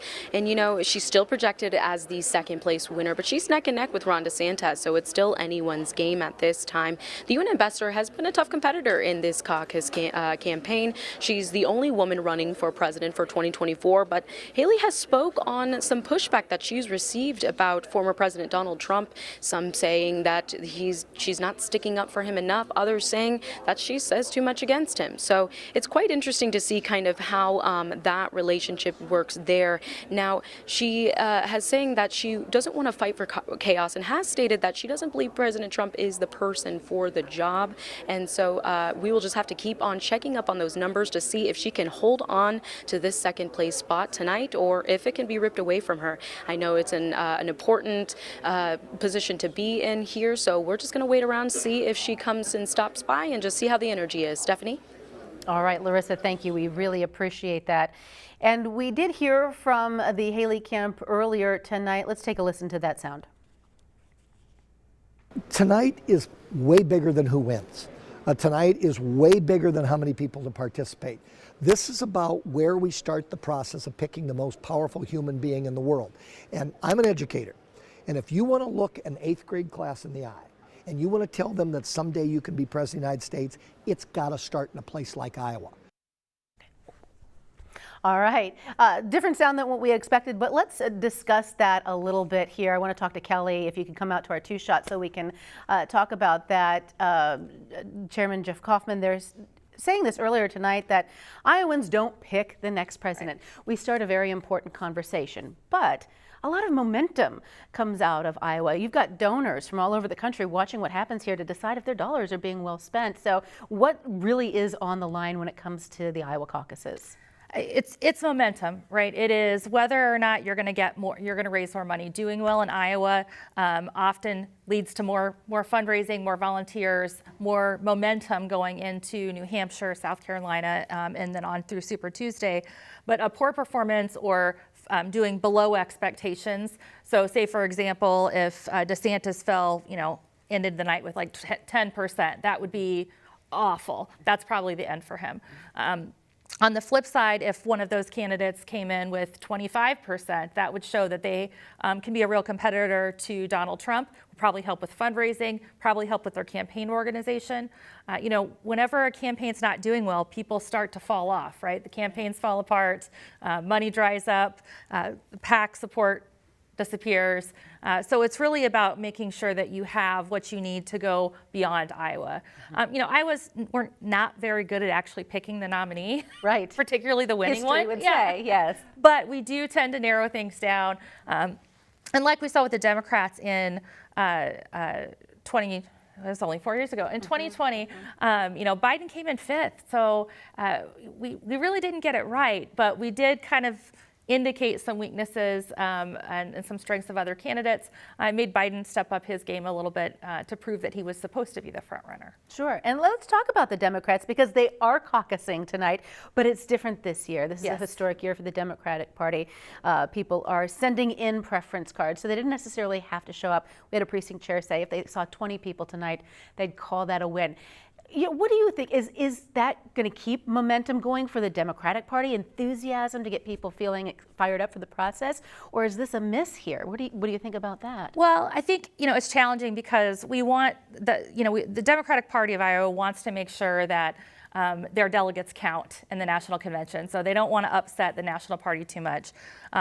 It's sad to me because the Democratic process is different than the Republican process, and it's honestly, I think, what more people think of with the caucus is people moving around a gymnasium to indicate which candidate they're supporting, and that's just not going to happen this time around. And there's good reason for that. It's not very accessible. The caucus process is not very accessible. You know, I know in 2020 when I went to caucus, my husband stayed home with the kid because we had a 2-year-old. You know, so it's challenging. But I think that this process, you know, you're probably not going to see many people show up tonight. It's really cold out. You're not voting for a candidate tonight. It's really just party business. That party business is important. It's important to the party to get more folks involved. But I don't think a really cold Monday night's going to do it. So right. Yeah. I mean, you have to be really motivated to get out there and do that. And we're seeing that in certain numbers. It'll be exciting to see how that unfolds. Yeah. But we'll see what happens in 2028. I think the Democrats are hoping to get back in the front again. We'll see if they're able to convince the national party of that. Oh, it's an ever-changing process. It is. As it should be. All right, Kelly, thank you. And we want to head back out to Dana Cyril. She is at the DeSantis watch party right now. And Dana, you told us earlier, they're frustrated at this point, understandably so. Well, Stephanie, yeah, the campaign is very frustrated that the media called it early, calling it election interference. I'm actually here with a precinct surrogate who spoke on behalf of the DeSantis campaign just really a few minutes ago. So tell me a little bit about what you saw and heard from supporters out at those precinct sites. Well, the caucus process is fantastic. I mean, as a Floridian, I'd never seen anything like that before. I got to work the room, meet with a lot of voters. You know, our caucus was very close on the vote, but I will say right before I spoke, and D, as in DeSantis, it's alphabetical, right? My phone buzzes and, you know, the media calls it for Donald Trump. I think that's extremely frustrating, right? I mean, election interference at its highest form. Not a single vote was cast in my precinct. So, to me, frustrating, a very unique process, but the media really jumped in there and I think jumped the gun on this one. And I guess the message that you did send to those caucus goers out at that precinct, if you did see this result before, how did you still kind of continue to bring that support and call on supporters? No, of course. The very first thing I said was, some of you, your phones might have buzzed, you might see a CNN alert, right? We haven't cast a single vote yet. This is a real, this is real representative democracy, and we're going to talk and we're going to have this conversation. And I'm going to talk about the accomplishments of Governor DeSantis. Forget what the media says. Forget what the alert on your phone says. Let's have a conversation, neighbors to neighbors, and we talked about it. For those who were there to caucus for Governor DeSantis, what were some of their reasons why? They love what he did in Florida. I mean, Florida is a bastion of freedom. I mean, Sunshine State always, but truly, he is a conservative stalwart. He says what he means, and he does it, right? And a lot of folks showed up in this crazy weather, and they said, look, what I've learned is the voters here are very educated, and they know the issues, and they know the candidates. They're blessed to have the opportunity to see a lot of them, and they were convinced that Governor DeSantis is the right choice. And we went into the race. In the polls, Trump had a commanding lead. Governor DeSantis had a second place lead for a while, then recently in the Iowa poll dropped to third place. Yep. So some are saying it's a race for second place. How did you still motivate those, and did you think that there is an opportunity to really bridge that gap between first and second place? No, I truly think there is an opportunity to bridge that gap. I mean, my chief argument is electability. Governor DeSantis can serve 8 years. He will be an energetic executive. You know, he's a beautiful family. He's an Iraq war veteran. And I got to be in the room when some of the big decisions were made in Florida. I worked with the governor. I was blessed to work with him. And I got to see his work ethic. And, you know, I think voters, as they get to learn and meet these candidates more, their opinions change. And I think we're going to see some interesting results tonight. All right. Well, thank you so much for joining us. Really appreciate that. I'm going to toss it back to the studio, but we'll be here all night. Governor DeSantis is expected to speak. We'll be here for that. But Stephanie, back to you for now. Dana, thank you. And we just heard from DeSantis surrogate saying that they still believe that they can bridge the gap between their campaign and Donald Trump's, which has had a commanding lead in the polling thus far in the process, the campaign leading up to the Iowa caucus. We do have some sound from former President Trump from just this morning. Let's listen to that. We've won it twice, as you know, 2 elections, and I think we're going to have a tremendous night tonight. The people are fantastic, and I've never seen spirit like they have countrywide, but in Iowa, I've never seen spirit. All right, and Local 5's Shanu Her is down at the Iowa Events Center covering all the action that's happening there, but that is also where Trump's watch party is happening. So let's check in with him on just what you're seeing out there right now, Shanu, and what you're hearing from the Trump camp. Yeah, Stephanie, we just got a look inside the Trump watch party here, the Iowa Events Center, and it's official. They have a sign up in the watch party that reads in big letters that says Trump wins Iowa. The music is blasting. It's festive in there. The room is pretty full at this point. But keep in mind, these are still just projections. These numbers are still changing. So at around 8 o'clock, it was projected that Trump had 70% of the votes. But at last check with those updated numbers at about 8:15 there, that number came down to about 50%. So these numbers are still changing. They are updating.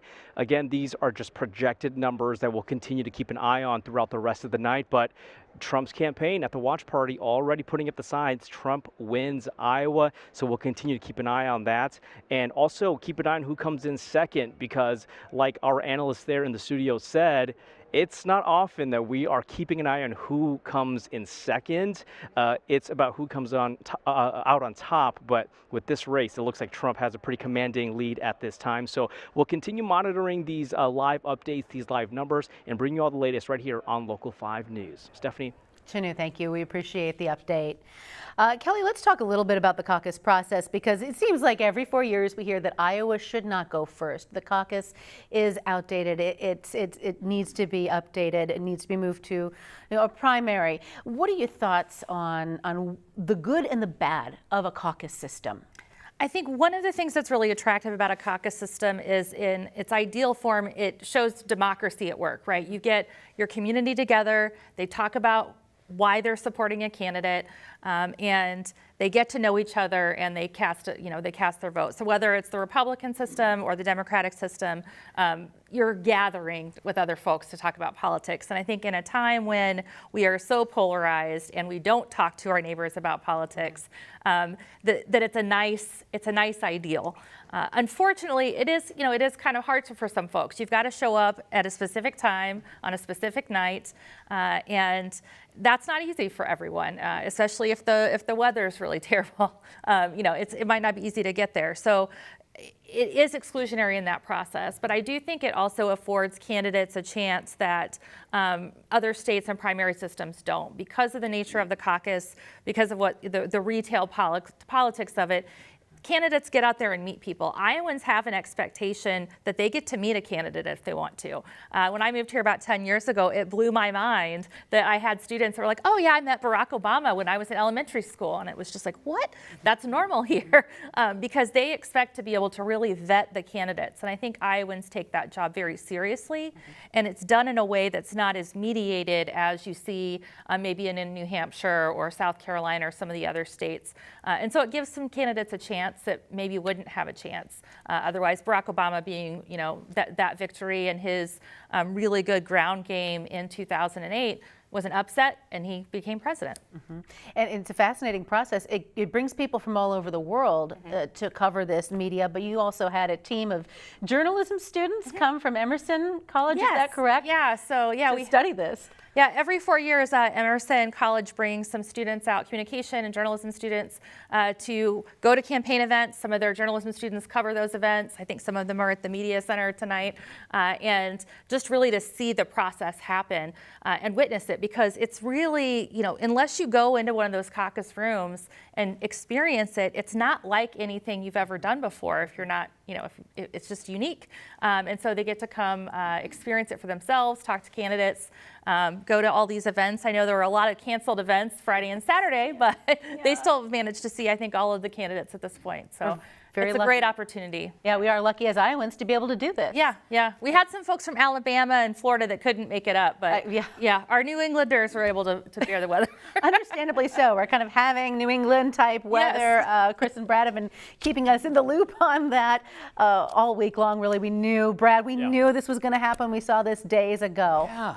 We did. It's been such a mild, dry winter until like a week ago, and you bring in a snowstorm, you bring in a blizzard, and then we got the Arctic air. It is the 1, 2, 3 punch basically from Mother Nature. We're below 0 again. We did get up to 1 today, but this is the coldest caucus night we've ever had, and it's going to get colder. We're seeing 8 below in Boone right now.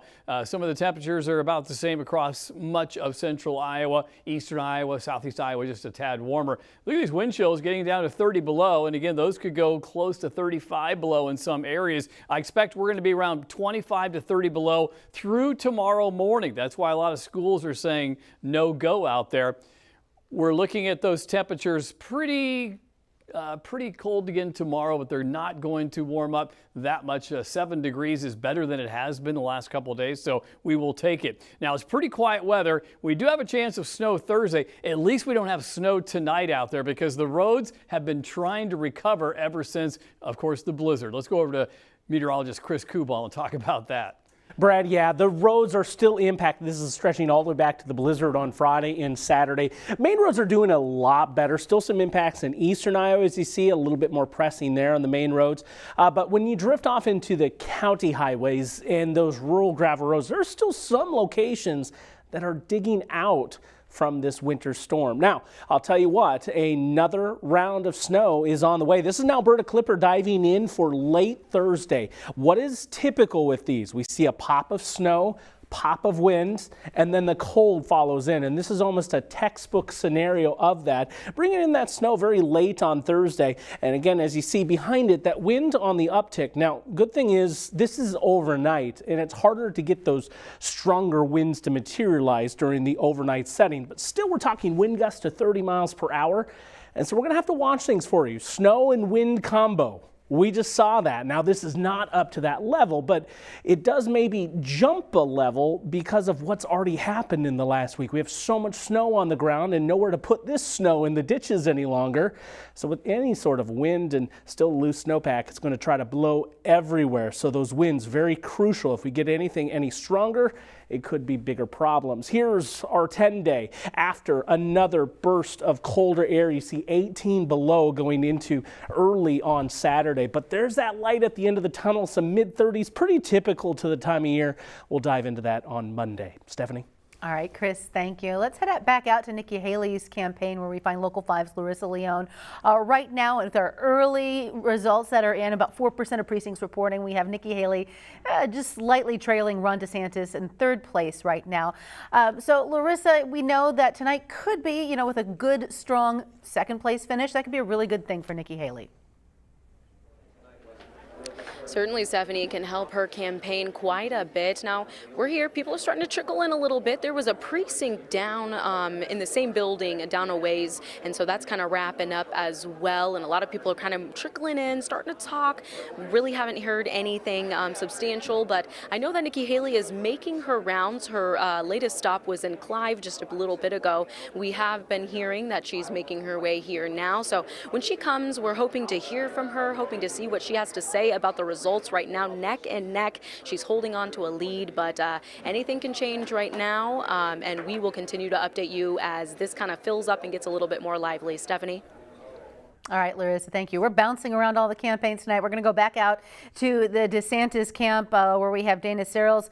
Dana, I understand that you spoke with a caucus goer, maybe a first-time caucus goer. Is that true? Yes, Stephanie. So I'm here with a Floridian, first time experiencing the Iowa caucuses. So just tell me about your experience. You were at a precinct where Governor DeSantis won. Yeah, so I was at Studebaker Elementary School. I came up from Naples, Florida, to support Governor DeSantis and told people about him and what I thought about him. And the other campaigns didn't have representatives, but there was, a lot of confusion around what part of the building to go to and who was in charge and all this kind of stuff. But it was a very cool experience, and it was great to see, like, people came in, but some people's minds were changed, and there was dialogue, and it was really cool. I felt like you really just see democracy working. It was very cool. Yeah, that's awesome. And you're bundled up. So what was kind of the cold like being out here, getting out to this caucus site and just really talking amongst people? It's crazy cold. I can't even describe it. It is so cold. I'm from like 75 miles south of Miami. It is cold, but everyone's really nice, and everyone seems to know so much about the candidates and stuff. It was a very cool experience. Yeah, I love to hear that. And I just kind of want to hear about the conversation that you had. You said there were people that were convinced and kind of swayed different ways.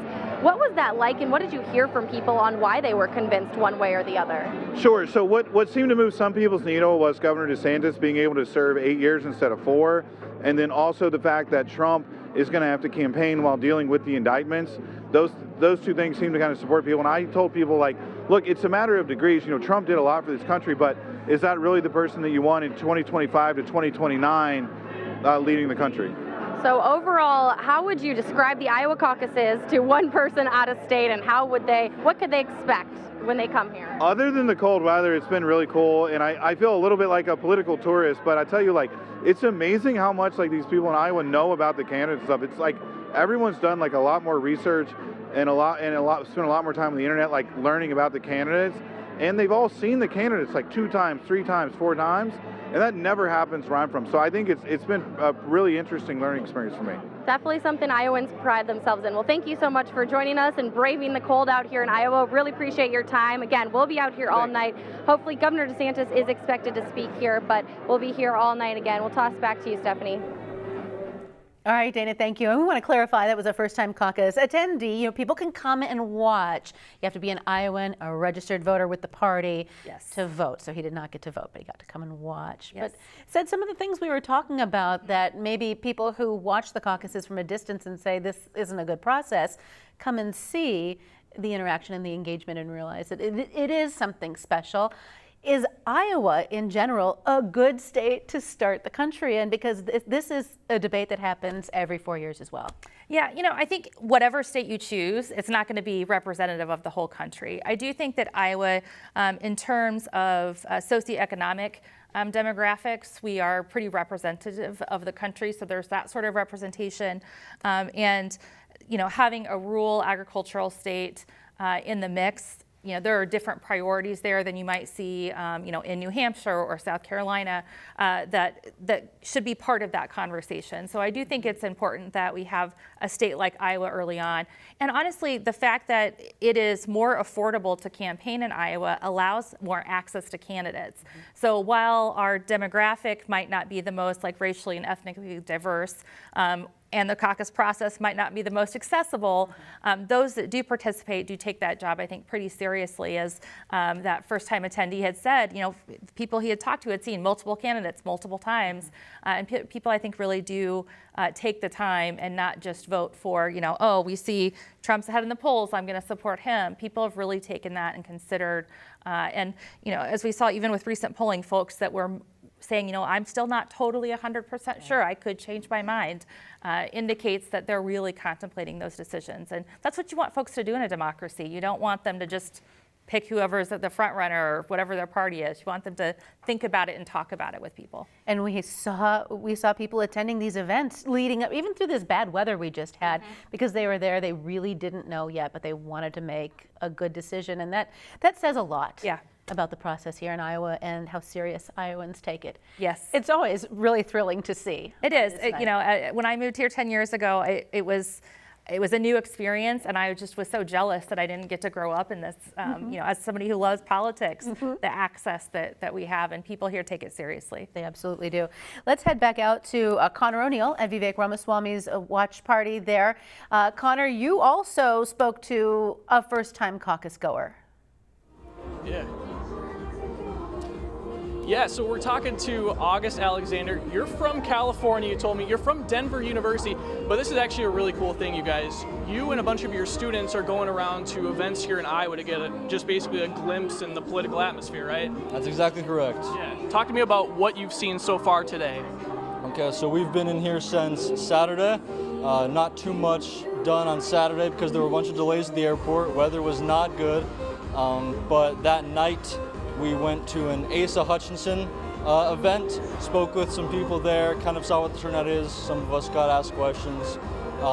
There was another group of students from Georgetown. And then yesterday we went to a Trump rally, and then we went to a DeSantis rally right after each other, kind of getting to see what these different candidates are talking about, what are the differences between what they're talking about, how they talk about other candidates. It's very intriguing and we're all students, poli-sci students, political science, and that's kind of what we're looking for is more of the research. How do we analyze these different kind of things? That's the main reason we're doing this trip. And then today we spoke with radio reporter Don Gagne, had breakfast, and just super incredible person to talk to. It was really enjoyable to ask him questions. We actually had some people people in the class with us who had been listening to Don for a long time. Really like, wow, can I get a picture with this guy? Very, yeah, it's news, it's professional, but this is a really exciting trip. Oh, by the way, we're going with Professor Seth Maskett from the University of Denver. So yeah, we got breakfast with him, chilled out for a little bit, and now we just went to a caucus. The one with Nikki Haley actually showed up. We saw her prepare her speech. And can I ask you one thing? Yeah, absolutely. You're a political science student at Denver. Why do you enjoy these things so much? I think it's intriguing. I think I value civic duty in a sense. I really enjoy the political conversations, having those conversations to hash things out, compromise, discuss what things shouldn't be compromised, because that's different for different people. I like how the machinery runs, finding out more about that. It's all very, very intriguing. I want to go into policy myself. That's why I'm political science. I want to go into educational policy, try to change things as I can. And I think for somebody who wants to base their life on that, looking at how these things run is just, it grabs your attention. It's like looking at the speeches, for example, Donald Trump Jr. showing up at the caucus, it's like, wow. Well, I appreciate your time, August. Thank you so much for joining us, man. Yeah, thank you. Stephanie, we're still waiting on Ramaswamy to get here, but we will get back to you when he gets here. Back to you. Connor, thank you. And we keep hearing that reflected in what we were just discussing, the accessibility that people have to these candidates and their surrogates during this caucus process, something very special that we have here in Iowa. We do want to show you the latest numbers that we have right now. And again, we're early in this, about 5% of precincts reporting at this point. Donald Trump, the projected winner, remains there right around 51% of the vote. Ron DeSantis and Nikki Haley still very close there, second and third. Vivek Ramaswamy still trailing, and Asa Hutchinson way at the bottom of the pack there. We are waiting right now for former President Trump to take the stage. We are told that that could happen at any moment. His watch party is happening down at the Iowa Event Center, which we can see the stage right here. We're told that he has a big banner already set up that says Trump winner of Iowa. So they were prepared for this moment. They saw those polls and they took a gamble on that banner and went ahead and put it up. So we're waiting to hear from the former president at this point. When he does take the stage, we'll be sure to bring you that speech. We want to take a moment to kind of just talk about what we're seeing in the numbers there and what we're seeing throughout the night. Of course, That's 51% right there, kind of what we had been seeing in all the polling lately. The latest Iowa poll, though, did have Nikki Haley kind of popping up above Ron DeSantis for the first time, and that typically is a very accurate poll. That's the Seltzer poll, and a lot of Iowans are familiar with that, but a lot of people politically watch that poll too. So when we talk about that, we mentioned earlier that Nikki Haley really does, she could have a lot of momentum tonight if she has a good second place finish. Ron DeSantis kind of more in a critical moment at this point, isn't he? Yes, definitely. And, you know, like you said, we're still very early in terms of reporting, and we haven't heard much from Polk County, Story County, Dallas County, some of the counties that Marco Rubio won in 2016, and he was attracting a similar demographic to Nikki Haley too. So I would expect her to do well in those, and those are some of the larger areas. So those might come in a little bit later. So I would expect her to do well there. But we'll see. Yeah, exactly. And you know, Northwest Iowa, DeSantis has campaigned hard. That evangelical vote that he's courting, you know, he's competing with Trump in that area. If he exceeds expectations there, that could be good for him. But if Trump really takes a lot of those counties, then it might be the end for DeSantis. And DeSantis picked up that endorsement from Bob Vanderplatz, which is the evangelical vote right there. A very powerful man with that vote, so maybe that will work in his favor tonight. I'm sure that he's hoping so. I'm sure he is too. We heard from his camp, and they're very hopeful that gap will be bridged. You heard it right here. Let's go back out to the Iowa Events Center. Chanuher is covering the Trump campaign tonight and just bringing us into all of the action that's happening out there. Chanu, we understand that the former president is expected to take that stage pretty soon here. Yes, Stephanie, I got word that Donald Trump is here at the Iowa Events Center, expected to take the stage downstairs at his watch party any minute now. We do have a camera in the watch party, and so as soon as he's on stage, we will go downstairs and check in live. But as of right now, I do know after getting a look inside the watch party, it is lively down there. The team down there is excited. They already have the sign projected up on the wall there that says Trump wins Iowa. Now, as I continue to track the projected numbers here, as Trump is projected by the AP as the winner of the Iowa Republican caucuses, the numbers are still changing a little bit. Initially at 8 o'clock, so about 45 minutes ago, the numbers came in showing Trump had 70% of the votes. But again, that number has been changing a bit. Right now, he's at about 52% of the votes. Ron DeSantis in second place. But his team, Trump's team, is confident. They have already, again, been celebrating downstairs with big signs that read Trump wins Iowa. He is here in the building, I've been told, and should be taking the stage downstairs any minute now. But a lot of eyes are on this campaign because Trump is a former president who then lost re-election and now is taking part in the caucus, which hasn't happened before. So there are a lot of eyes on this campaign.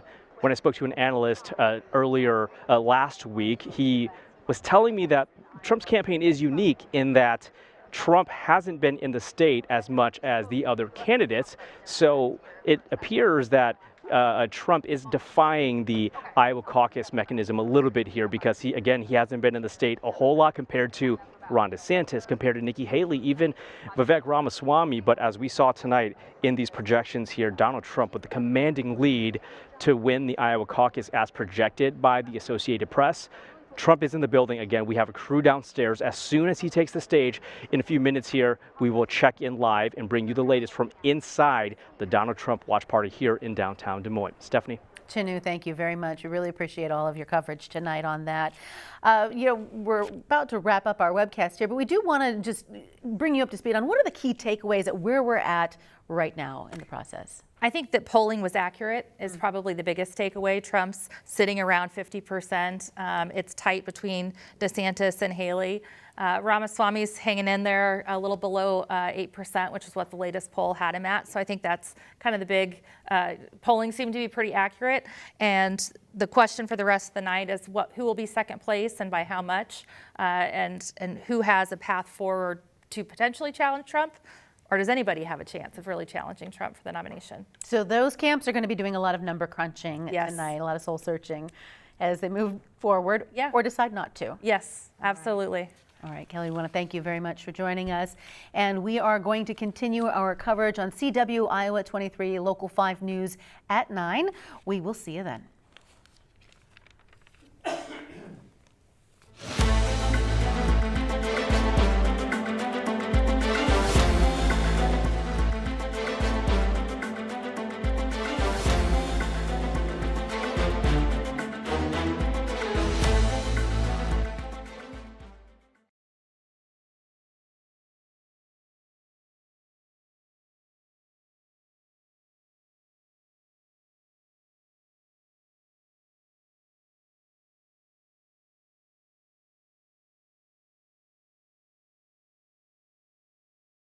When everything seems to stop, We Are Iowa's most accurate forecast does not. Snow increasing from west to east, possible problems in the metro by 5 p.m. Now the wind is so troublesome. Visibilities have been down to whiteout conditions in some spots. A live look from our Local 5 storm tracker. We said 7 to 11 inches over the metro. Most of our amounts are coming right in that range. Know your winter weather threats with Local 5 on Channel 5.5. When it comes to politics, Local 5 is transparent in our approach. We value your trust and never take it for granted.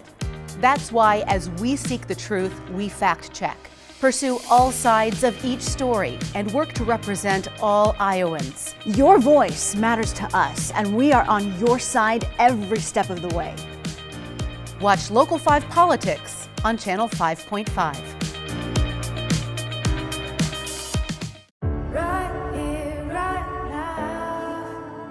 Where were we? Oh my God, are we doing this? Let's do this. Y'all waiting for help to come? It's already here. Exactly. That's what I've always said. After school crew is back, baby. Let's get to work. I'm back on this case. There is always a reason to fight for another day. This is the year to break the rules. I'm in. That was inspiring. I'm excited to see what's coming. Trust me, you don't want to miss this. Let's go! Let's take this rocket ship for a ride. Oh, I'm so sorry. I'm just so happy to be back. At Local 5, we believe what inspires us is worth celebrating. Local artists created a tactile sensory mural for students to calm their mind. It's like this optical illusion that you think it's painted, but it's actually a 3D element. As someone who dealt with depression, anxiety growing up, bringing this space into schools is important. Very empowering to be a female artist of color within the community and be a symbol of representation. You can make change within the life that you lead. Watch Local 5 News on Channel 5.5. How your day ends is just as important as how it begins. Whether you are staying in or getting ready for an evening out, Local 5 has information that focuses on you. We show the local impact of national stories, how your actions shape our community. And we do it with accuracy. So when the sun sets, rest assured, Local 5 is on your side, preparing you for what's next. Local 5 News, your stories, our community. We are Iowa. Right now, there's just so much happening in our world. So much at stake at the start of every morning. Making sense of it all, well, that's not always so easy. And that's where we come in every morning, asking the straightforward questions you want answered. And yes, putting a smile on your face, too. ABC's Good Morning America. We want you to know every morning. We're right here, and we got you. We got you. We got you. America's favorite way to start the day. GMA 7A. Being prepared can help make a miserable weather day a little easier to handle, and a nice winter day even better.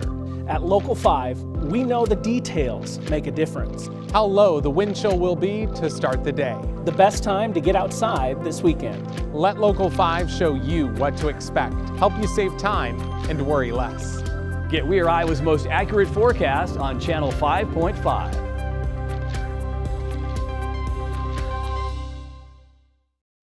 The candidates face each other, face America, and face off right after Iowa and right before New Hampshire votes. David Muir and Lindsay Davis moderate. ABC News, the New Hampshire primary debate. Thursday night on ABC and streaming everywhere on ABC News Live and Hulu.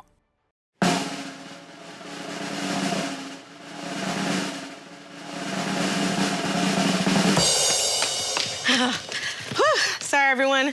I ran out of space and time. Why are we even doing this? Try, John. Bad idea. Lord have mercy. You know what this is, right? Trash. Trash.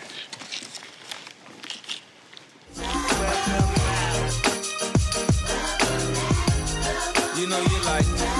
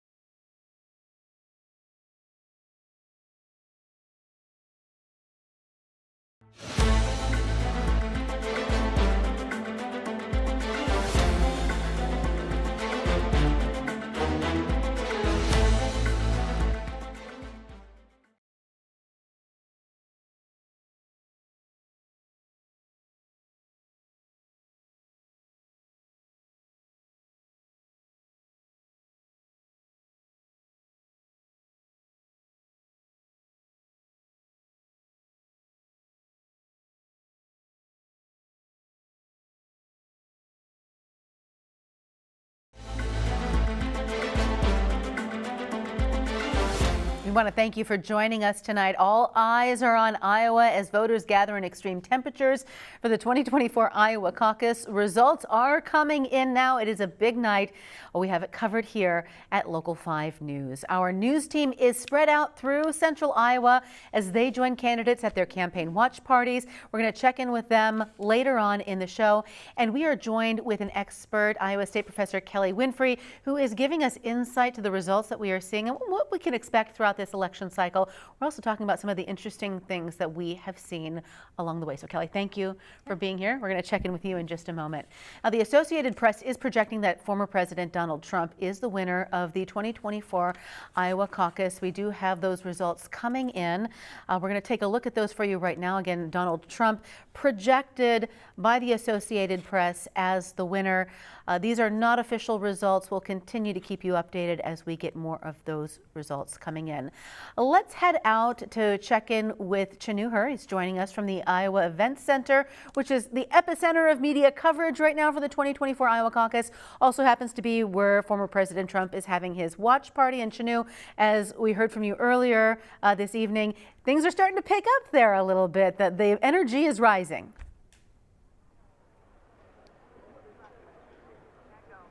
Yeah, the Trump watch party downstairs, when I took a look inside, lots of energy in there. The team downstairs very energized at this point, especially right after the AP projected Donald Trump as the winner of the Iowa Republican caucuses. Right now, the numbers are changing a little bit with Donald Trump with about 53% of the votes here in Iowa. His team, though, downstairs confident that he's still going to come on top despite these numbers being just a projection right now. On the screen, the big sign says Trump wins Iowa. I've been told Trump is in the building and he is expected to take the stage soon downstairs at his watch party. So we have a crew downstairs standing by for the moment he goes on stage, and we'll take that live for you as soon as that happens. But lots of positive energy downstairs from his team. They are excited at the projection that came out from the Associated Press as well as ABC News. Not so excited though, Stephanie. The Iowa Democrats put out a statement about this projected win by Donald Trump. They sent out a lengthy statement, but towards the end of their statement, they promised to mobilize Iowa voters to stop MAGA. That is in their statement that they sent out. But again, right now, Donald Trump, the projected winner here in Iowa. We'll check in that live watch party downstairs as soon as Donald Trump takes the stage. Stephanie? All right, Chinoo, thank you. And we're going to give you just a little bit of a live look at that stage where we are expecting the former president to speak to his supporters anytime now. Again, this is at the Iowa Event Center. It is where all the media is at this point. This event will be widely covered. Donald Trump was the leader in the polls by a huge margin throughout this whole process. Not a big surprise tonight that he is the projected winner early on. We talked about this on our web stream earlier tonight. This is kind of showing that the polling so far, it's all lining up. Yeah. With President Trump coming in around 50% so far, 18 to 20% for Haley DeSantis. That's been bouncing around. Vivek at about 8%, not quite there yet, but it looks like our polls are pretty accurate. So what we expected to happen seems to be playing out. Still a lot of votes out there, so we'll see how those shake out and who comes in second. And we were just looking over one of the statewide maps that breaks down the counties. Saw a little bit of momentum, it looked like, or maybe a stronger turnout for DeSantis in two counties in northwest Iowa, Lyon and Sioux, and that is significant because of some of the endorsements that he's received. Yeah, he had the Vanderplan endorsement, and DeSantis and Trump both really seeking that evangelical vote. And polling had showed that Trump had a pretty good hold on that, but it looks like DeSantis may have made a dent, at least in parts of northwest Iowa. So it'll be interesting to see as the rest of that kind of 4th congressional district comes in, did Trump maintain those evangelical voters, or DeSantis maybe have an in with them? Very interesting. All right, Kelly, thank you. And somebody who is hoping for at least a very strong second place finish tonight is Nikki Haley. We have Larissa Leone out at her watch party. Larissa, it looks like activity is picking up there throughout the night. Trump leading by. Absolutely, Stephanie. It is more lively in here. Music was just playing. They keep on getting in from music to programming. People are chatting away, grabbing some food, and anticipating Nikki Haley to come stop by and visit them. Now, we spoke with a supporter of Haley who says he was just recently won over by her campaign.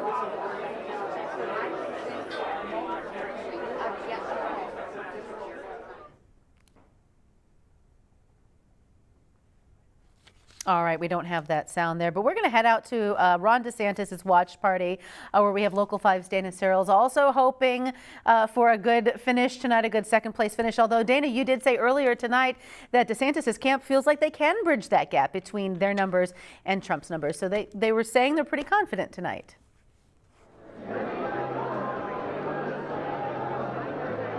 Well, Stephanie, they have been confident throughout this entire race. The DeSantis campaign says their ground game is really strong to pull through in this caucus, but it's a lot of frustration out here right now. The room is really starting to fill up with many DeSantis supporters. Those were out just caucusing for him. The DeSantis campaign is actually saying that the media participated in election interference, calling the vote before it was even all casted. They're just super frustrated about that. I've been speaking with many caucus goers who have come in since, saying that they got the notification that Trump won before they were even allowed to cast their vote. So a lot of confusion going on, but there are still people out here that feel confident.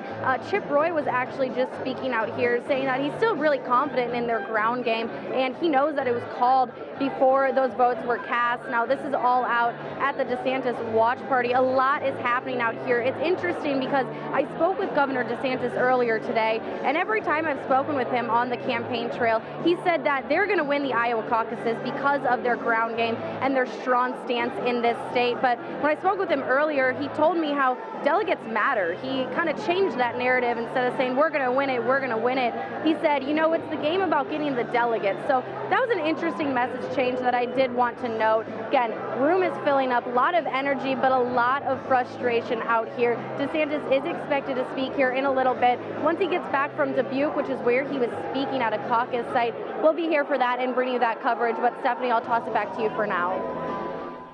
Dana, thank you. Yes, we're watching those changing messages throughout the evening as these numbers come in. Connor O'Neill is at Vivek Ramaswamy's watch party. Connor, right now with our results, 43% approximately reporting Vivek, right around 8% of the vote. Kind of what we were seeing with the polling too, leading into this night. What's the mood in the room? Do you feel like they're satisfied with those numbers? How are things out there? Yeah, you know, some of the people that I've talked to here, we're still waiting for Ramaswamy, might I add, but I've talked to some of the people who have caucused for Ramaswamy tonight, and just people who support him. They're in great spirits. I don't know if you can hear behind me, the music's bumping here. And there's dozens of people here just hanging out. They're waiting for Ramaswamy to come speak. He was actually at an event at a precinct in Clive earlier today, just making some last speeches and reaching out to some of those Iowa caucus goers. But it's lively in here, and hopefully we'll hear from Ramaswamy soon. You know, obviously the AP's projected that Trump is going to probably win this Iowa caucus, but Ramaswamy's campaign, they're not counting him out. They still want a top 3 finish. That's what they're really, really shooting for. That's what's really going to help them out.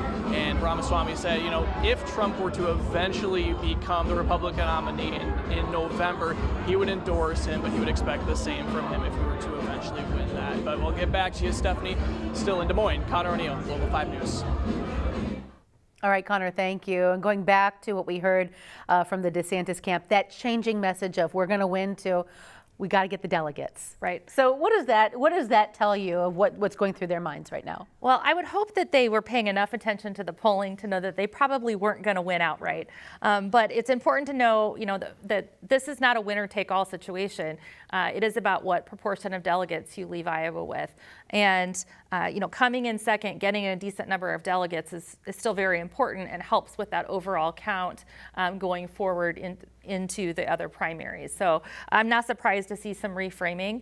I actually would have expected them to frame it that way to begin with. You know, if the folks were getting notifications that it was called for Trump in the caucus while they were still caucusing, hopefully they know that their vote still does matter because it is about getting each of those delegates. Right, because I know that there was some concern that people might see Trump's lead in the polls and think my vote won't matter at this point. So that is an important message. Yeah, it certainly still matters. Yeah. Because it's not just okay, we're calling it for the whole state, Trump gets all of the pie. It still gets split up based on the delegate count. So those counties we haven't heard from still matter. There's still delegates to be won tonight. And a change in message there, yes. which is significant at this point in the evening. Let's check in with Brad now. Of course, we had some historic weather because it's the coldest caucus we've ever had, Brad. The numbers are in, Stephanie, and yeah, you're right. It has been the coldest caucus we've ever had, and by a long shot, too. We've had some chilly ones, but this takes the cake, if you will. Take a look at the numbers here as we go down the list. And today, 1 degree was the high. And of course, most of the day was sub-zero. And right now it's sub-zero. So a lot of those caucus goers were out in the cold of sub-zero readings. And it's still windy. We got a wind chill warning still in effect. So we've had some cold ones. 2004 was on the chilly side. And you can see the numbers here closer to average is about 31. That's what the average high is this time of the year. Nowhere near that today, and we're down to 5 below in Des Moines, 8 below in Fort Dodge. Those wind chill values 25 to 30 below zero, and it's not going to get any better tonight through tomorrow morning. So we have a wind chill warning in effect. One thing that has improved are those road conditions. Green means normal driving conditions, and then the blue is patchy. Ice and snow out there. Still around Iowa City, some issues there. Central Iowa, you got to watch out for the rural roads and basically your neighborhood roads because there's still a lot of ice out there. You get up to an intersection and you can't stop. Those wind chill values, as I said, will continue to be cold through tomorrow morning. They do improve a little bit in the afternoon here, so it's tolerable, and that's the way it's going to be as we go through the next 24 hours. Things will get tolerable. The actual temperature is dropping down to about 10 or 11 below. So we are going to see sunshine tomorrow, about 7 degrees, but I've got much milder weather in the forecast. I will be taking a look at that 10-day, talk about some more snow chances coming up. We'll be right back.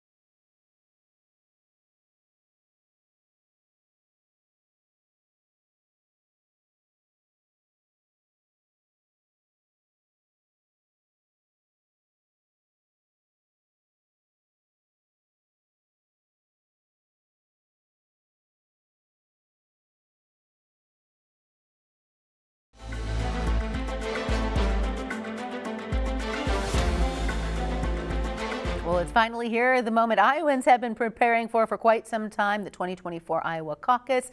We are getting results in as we speak. The Associated Press has predicted Donald Trump as the winner. That was not welcome news by the DeSantis camp. Dana, where we find you, you've been telling us all through the night, they're frustrated would be putting it kindly.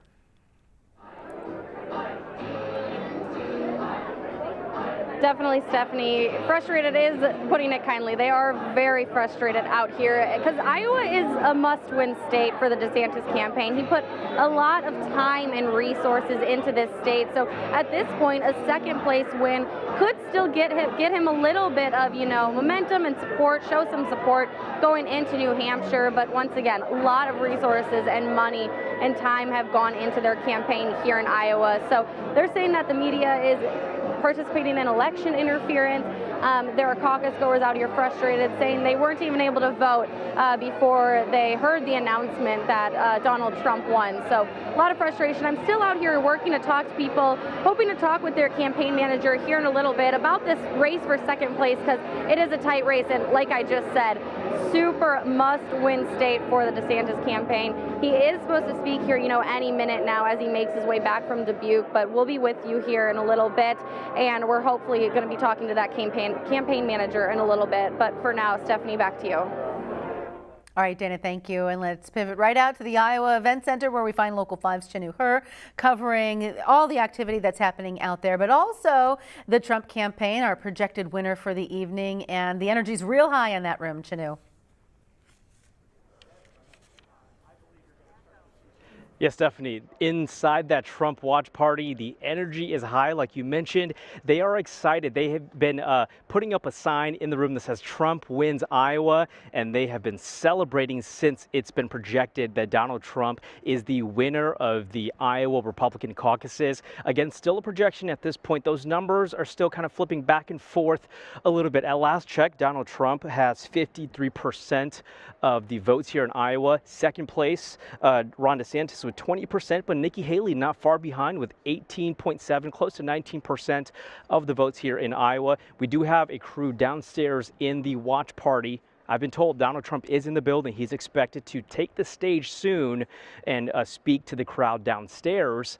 But something I want to point out, as I was doing some research and looking into the Iowa caucuses here, some of the history here, Politico reports that the last three Iowa GOP caucus winners did not go on to be president of the United States. So we're talking about Ted Cruz in 2016, 2012 was Rick Santorum, and 2008 Mike Huckabee. The last candidate to win the Iowa caucus who then went on to be president, George W. Bush, in 24 years ago. So keep an eye on that. We will be following that as well tonight. But in the case of Donald Trump, it is interesting because of all the candidates, he's been in Iowa the least, but as we see from some of the projected numbers, he's got a commanding lead for first place and to win the Iowa caucuses. So we'll continue to keep an eye on this and bring you all the latest here. And as soon as Trump is on stage, we'll take that live from the watch party. Stephanie? A caucus like one we have never seen before. All right, Chanu, thank you. And let's talk a little bit about something that Chanu just mentioned. Not only have the last three winners of the Republican caucus in Iowa not gone on to be president, they haven't even gone on to be the nominee. So things can change after Iowa. In fact, the Iowa party chair today said this is where the conversation starts, but then it goes to the rest of the country. So, what are we looking at right now? I mean, we have Trump in a commanding lead, second and third neck and neck. Who needs to have this night more than the other? I'd say DeSantis needs the night more than Haley does. Haley's polling very well in New Hampshire. South Carolina is her home state. So she has a lot of possibility going forward. DeSantis has put a large amount of time, money.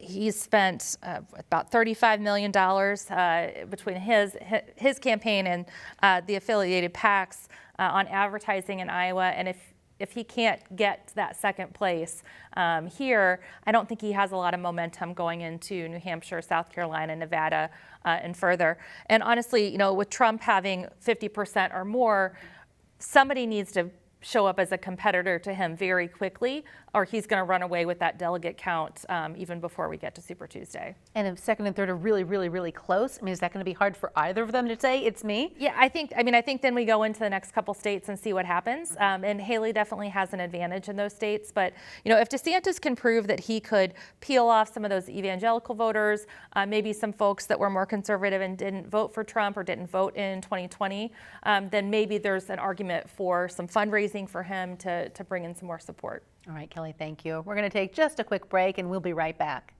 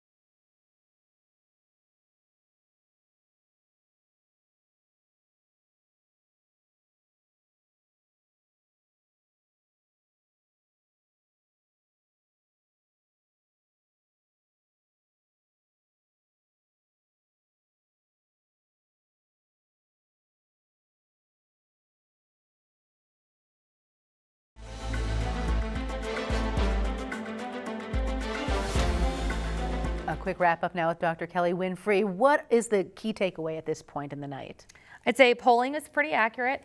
Second place matters. And I think really at this point in the night, we're looking to see some of the counties we're missing. Polk County starting to come in. That one looks really close among all three candidates. We've got a lot of counties we don't have information yet in the northwest part of Iowa where DeSantis is really fighting Trump for some evangelical votes.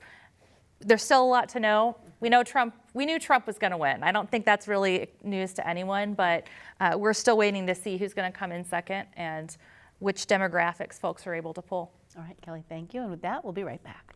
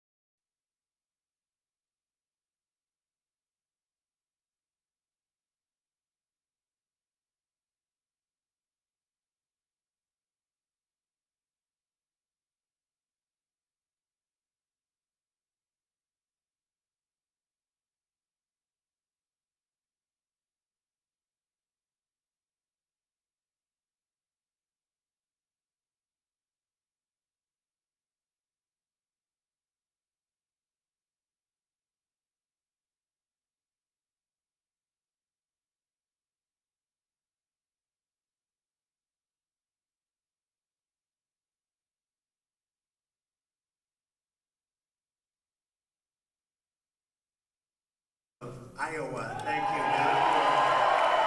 What a turnout.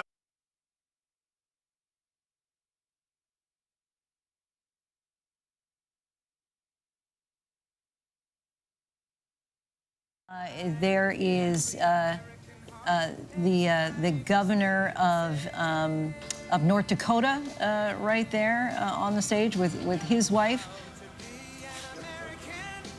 But proud to be an American playing as you see him swaying there and really just soaking it up, enjoying this moment. 81% of the vote in at this time. Donald Trump. Yes. Just to look at that right now. Can we go to recline for a second while we're waiting for Donald Trump just to see how this map just changed drastically in just the last minute? Yeah, we got a lot of vote in just in the last couple of minutes, and what it is looking right now, Donald Trump is leading in every single county that we have enough data to present the information right now. There are 99 counties. I'm only counting 1, 2, 3, 4, where right now Donald Trump, there's just not enough data in these counties, but guess what? Trump's leading even in those counties by my count. So it's possible that he sweeps every single county, urban, rural, suburban, you name it, anywhere, heavily evangelical, heavily minority, you name it. Donald Trump is winning right now, and yes, he's winning it big. And it does look like Ron DeSantis is going to solidify second place, but it is a close second place with Nikki Haley pretty close behind. We're also told the Ramaswamy campaign is holding a news conference in the next 20 minutes or so. Has a lot of speculation about what could be part of that. He said he's thanking his supporters for coming out and is holding that news conference. So we'll have to wait and see. I expect that's going to be after the Trump speech. All right, Rick, thank you. And now we'll take Donald Trump live in Iowa. Well, I want to thank everybody. This has been some period of time, and most importantly, we want to thank the great people of Iowa. Thank you. We love you all. What a turnout, what a crowd. And I really think this is time now for everybody, our country, to come together. We want to come together. Whether it's Republican or Democrat or liberal or conservative, it would be so nice if we could come together and straighten out the world and straighten out the problems and straighten out all of the death and destruction that we're witnessing. That's practically never been like this. It's just so important, and I want to make that a very big part of our message. We're going to come together. It's going to happen soon, too. It's going to happen soon. I want to thank some of the great people. We have so many senators. If I go through every name, we'll be here all night, and everybody's going to get angry at me. But the senators, the congressmen from Washington, they came down from all different states. I want to thank you very much. I want to congratulate Ron and Nikki for having a good time together. We're all having a good time together. And I think they both actually did very well. I really do. I think they both did very well. We don't even know what the outcome of second place is. And I see Carrie Lake. Congratulations, Carrie. Very good. I spotted her, I have to announce, because she's terrific. She's going to be a senator, a great senator, I predict, right? You're going to be a great senator. And I also want to congratulate Vivek, because he did a hell of a job. He came from 0, and he's got a big percent, probably 8%, almost 8%, and that's an amazing job. They all did. They're all very smart people, very capable people. I think most importantly, I want to thank my incredible wife, First Lady, I'll say former and maybe future. But more important than Melania, I want to thank her incredible, beautiful mother who passed away a few days ago. And she's up there, way up there. She's looking down, and she's so proud of us. And I just want to say to Amalia, you are special, one of the most special people I've ever known. And that was a tough period of time for the family. But she's amazing. She was amazing. So I just want to thank what she's done for our family, and her husband, who's home right now and very lonely. He's a lonely man, but he's going to be okay. Victor, they're great people, great parents to all of us, really. Great parents, but also to Barron. Boy, did she take care of Barron. That's how he got so tall. He only ate her food. And I want to thank my family generally. They've worked so hard, and they've taken so much abuse for being good people. I mean, good people, but Eric and Don. It really did. These two have been working so hard, and they have another job also, so they have to do it all. But they've been working so hard, and I know that Ivanka is home and Tiffany's home. They're watching, and I know that Barron's watching. Good old Barron. I said, "You're going to be a basketball player." He said, "Well, I like soccer, Dad. Actually," I said, "At your height, I like basketball better, but sometimes you can't talk them into everything." But he's a special boy. But the whole family is just incredible. And my sister, Elizabeth, who's just the biggest fan. She's just an incredible person and always supportive. We love Elizabeth so much. Also, we have a woman who took a big chance. You know, in most states, we have support of everybody, the Congress, the senators. We had Marco Rubio. We had Rick Scott the other day. We have, probably 55% of the senators. And now they're all calling and saying, "We want to endorse you, sir." I said, "Oh, great." Same thing with the Congress, men and women. We have tremendous, much more than anybody probably has ever had in this position. And we love them all. They're great. They're really trying to do a good job for our country. But one woman in Iowa who really stepped up was your Attorney General, Brenna Byrd. She really, really stepped up. Where is Brenna? Come in. Thank you. Yeah. Oh, thank you. Thank you. Glad to do it. We need you.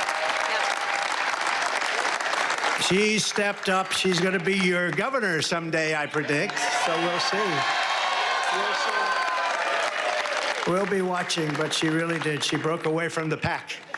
And she had tremendous courage, and wasn't easy. In some states it's easy, in other states it's a little bit more difficult. But we have really the support of the people of Iowa, which has been just incredible. Another man who was actually the first person to endorse me in the entire country. He's a state senator. His name is Brad Zahn. He looks like he's the most handsome guy, I think. Oh, you made it. He had to drive from his caucus location. You made it. I call him the Marlboro Man. Hey, Brad. You want to say something? Come on, go up, say something. Well, I'll tell you, I had to actually do a TV interview bragging about you. The reason why I was late is because of that, but is he awesome or what? I am honored to be the first person in the United States to endorse this guy. The next president, the 47th president of the United States, Donald J. Trump.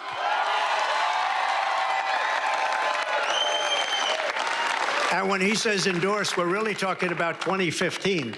He endorsed me before, actually, long before I knew I was going to run. I said, "Who's this man in Iowa? He's a senator, a state senator. He's a good-looking guy, too. Doesn't he look? You could pay him and give him a lot of money." And by the way, Mr. Chairman, I want to thank you for being here. You are so great. Comes all the way from Missouri, which isn't that far. You can't drive an electric car that far, though. Thank you very much. I appreciate it very much.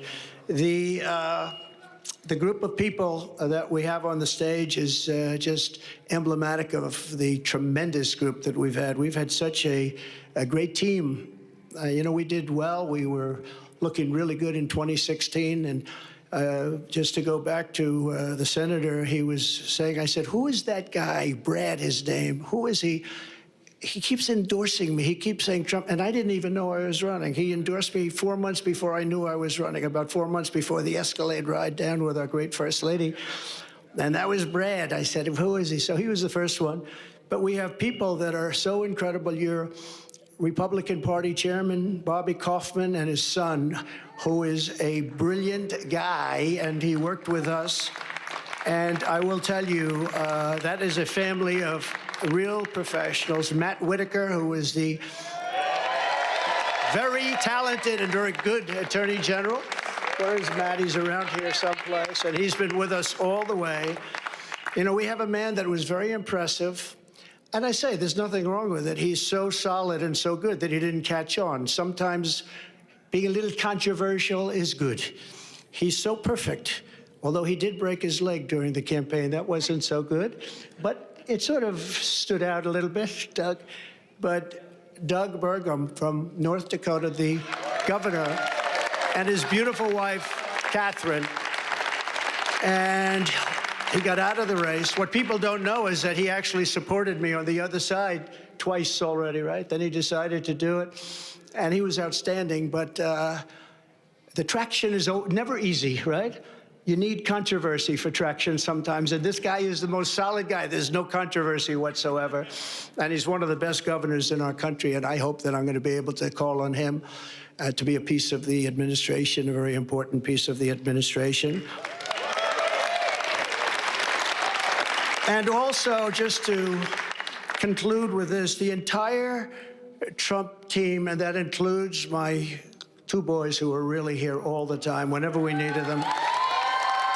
Whenever we needed them. They are great, Eric and Don. And look at all these people. Oh, Susie, I have to say. And Chris. And they want no accolades. They just want a victory, and they want to make America great again. That's all they want, actually. They don't want to be speaking. They don't want to have pictures. They just want to do their job, right?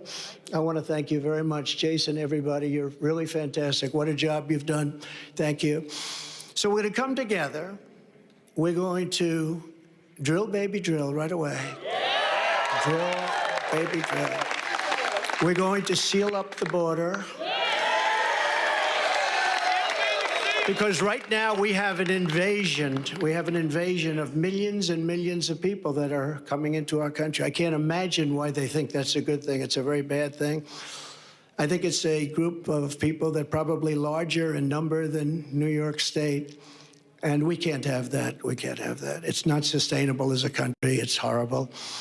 And you know, they're coming from prisons and jails. They're coming from all over. They're coming from countries that most people have never heard of. And they're coming from mental institutions and insane asylums. They're being emptied out into our country. And they're terrorists. Many terrorists are coming in. You know, in 2019, I saw just recently on a poll, they had none in 2019, no terrorists. Now, I even say there's got to be some, but they have none. And then as soon as this group took over, they have hundreds and hundreds of terrorists coming in, known terrorists, some of them really bad. And many of them are in, and they came in, and nobody knows where they are. This is not a good thing. And we're going to have to deport. We're going to have a deportation level that we haven't seen in this country for a long time, since Dwight Eisenhower, actually.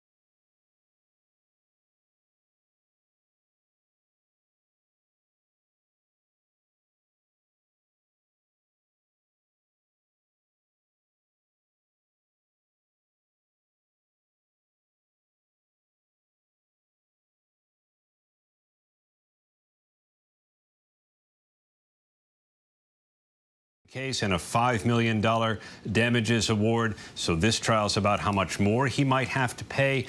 And he's attending not because he has to, but because he wants to. And it seems to be working for him. He came to his last civil trial in New York about the future of his business 10 times. That's just about half the time he spent as in Iowa. So it really does show his priority is in getting his message out about the legal troubles that he faces.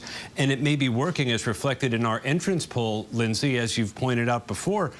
2/3 of Iowa caucus goers said they would vote for him and see him as fit for office, even if he is convicted of a crime. And to your point, as we've seen and heard from Laura Trump earlier today, she said the more that the convictions come in, the higher he was rising in the polls. And if tonight is any example of what the rest of the country is going to look like, even though he spent the least amount of time on the ground there and the least amount of events, he still won for the night. And so we will see if it continues, this trend continues. Aaron Katersky, want to thank you for your time and joining us tonight. I want to bring back in ABC News' Marianne Villarreal. And in the relatively short amount of time that we listened in on his speech, he really got right away, as you and I had just been talking about that word fear and immigration and concerns about the border and this mental facility. You know, for me, I wrote down as quickly as I could, right, some of the key points that really kind of piqued my interest, because some of it just doesn't sound right to what we're seeing on the ground as we're covering immigration on a day-to-day basis, right? One of the big things that he talked about right off the bat was saying we need to seal up the border because we have millions and millions coming in. And then he kind of alludes to saying something like, well, it's more than what they have in New York. Now, he doesn't say New York City or New York State, which is just like Trump, right, to kind of give you this very vague idea and picture. But, the city of New York in and of itself has over 8 million people living in there. I can guarantee you right now we did not have 8 million migrants crossing the border this last year. Another thing he talks about is them coming from prisons, mental institutions, and being dumped here. I'm really not sure where he's getting that information. We have never heard that on the ground from Border Patrol agents, from nonprofit group organizations. We haven't heard that from the Department of Homeland Security. And in fact, in a lot of these situations, we hear from DHS that we can't get a true understanding of exactly what these professions are, where these people are coming from. But a lot of times it is families that are coming across right now. And then the last thing I have to say is, I was very concerned with the last comment he made about we're going to deport all of these people, and he hearkened back to Dwight D. Eisenhower. He's alluding to Operation Wetback, which is very concerning for where we were at that time and how far we have come, and how he is really trying to put fear into what immigration stands for. Marianne Villarreal, I want to thank you. And if I can ask, as I make my way over to our political director, Rick Klein, if we can just take a look at that graphic again, as we were just talking about immigration, because I think that ultimately did edge out the concern about the economy. I don't know if we have that graphic now, but I think it was leading as far as the #1 issue for people in those preliminary entrance polls, even more than the economy. But let's just take a look at these outstanding counties that we have left of the 99. What can you tell us as we have, what is it, about 90% of the vote that's 90%. in? Yeah, and Lindsay, first, we're getting word just now that Vivek Ramaswamy appears to be ending his campaign. So we're going to hear from that in a little while. But our Kendall Ross has been covering the Vivek campaign for a long time since that news is coming tonight. So that is a major development. As we've talked about, that support is probably Trump's support. We'll see how it breaks down in future contests. I do think that's actually good news for his campaign if that indeed happens. But I want to take a look because I've been really focused on some of the biggest counties in the state. These are actually the places where Donald Trump is doing the worst. But he's still getting 33. Right, still winning. 34%. These are college towns. Johnson County, Story County, that's Iowa and Iowa State. And those are the places that if you want to make an argument about Trump and you want to squint tonight and say there might be an anti-Trump movement out there, you start to add up the Haley and DeSantis numbers and you say, wow, okay, maybe Trump isn't all that. Problem is, there's a lot more Republicans around the country who are not college educated. And that's a huge number of voters in Iowa as well. But look, Donald Trump is swamping tonight. 90% of the vote in. Ron DeSantis is likely to come in second, which I think clears the bar, even if very narrowly for him. Nikki Haley down in third. That's a bit of a disappointment for her, given the surge that she's had. And as we mentioned, the Vivek news, not good for someone who's put so much on it. But this is Donald Trump's night. It's Donald Trump's party. And all of this color across the state, he's leading in every single county right now across the state. Rick Klein, got to get to break. Thank you. Don't go anywhere. We're coming back to you here at the big board as the last 10% comes in. More of our special Your Voice, Your Vote coverage of the 2024 Iowa caucuses when we come back.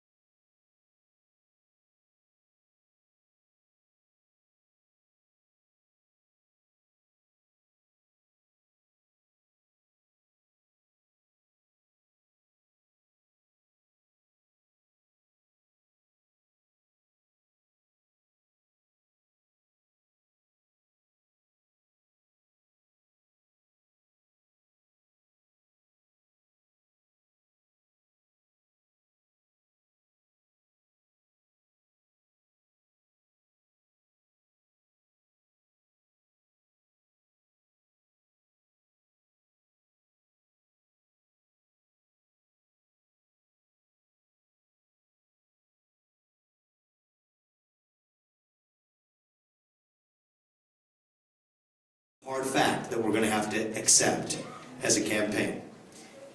And the question then is, what do we do that is right for our country? And so Porv and I, we actually didn't make this contingency plan before everybody told us to. We said, no, we're not doing that. But we talked about it tonight. We took a little bit of time in our apartment in Des Moines before coming here to make some hard choices.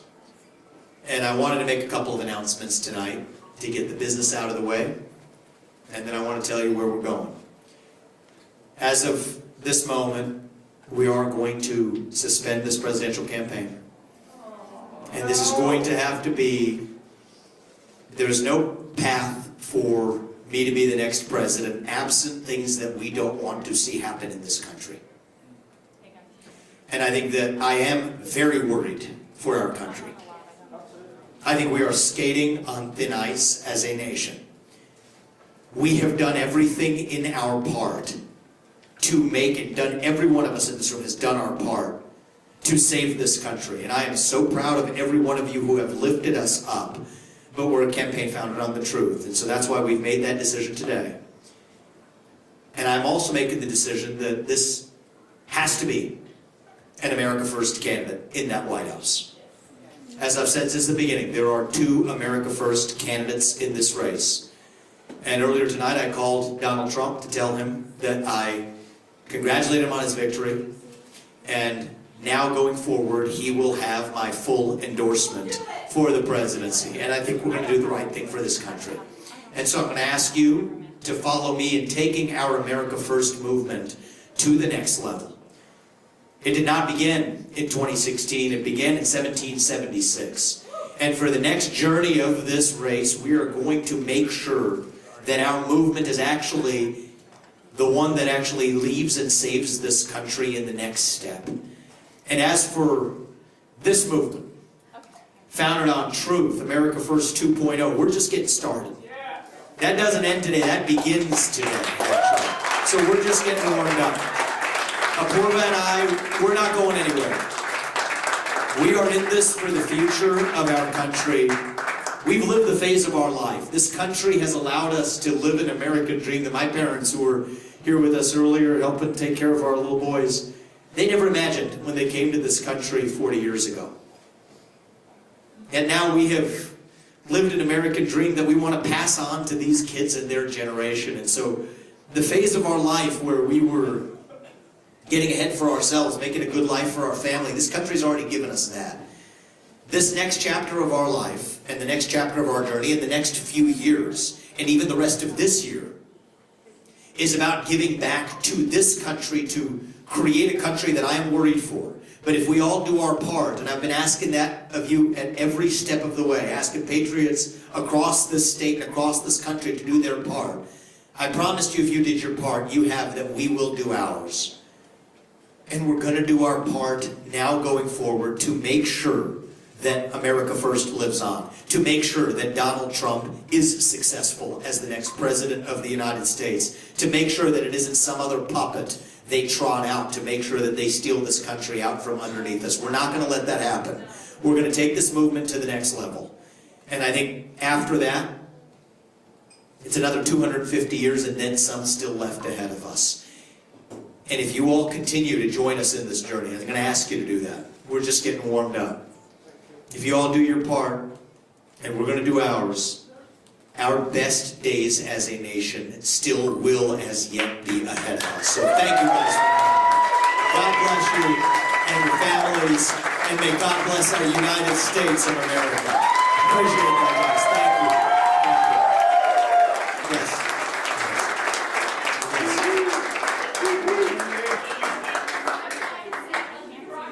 We better be ready to. We better be ready to. It's what needs to be done, Kathleen, in this country. It's what needs to be done. We need to put an end. Everything that I stood for, I said to you this in the beginning of the race. We'd rather speak the truth and lose this election than to win by playing some fake game of political snakes and ladders.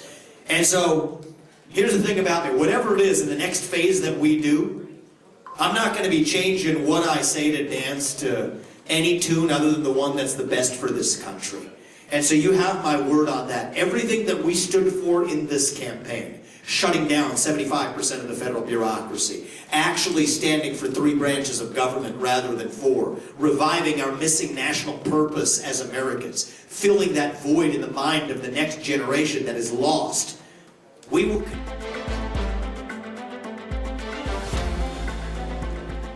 thank you for joining us tonight. All eyes on Iowa as we gather in extreme temperatures for the 2024 Iowa caucus.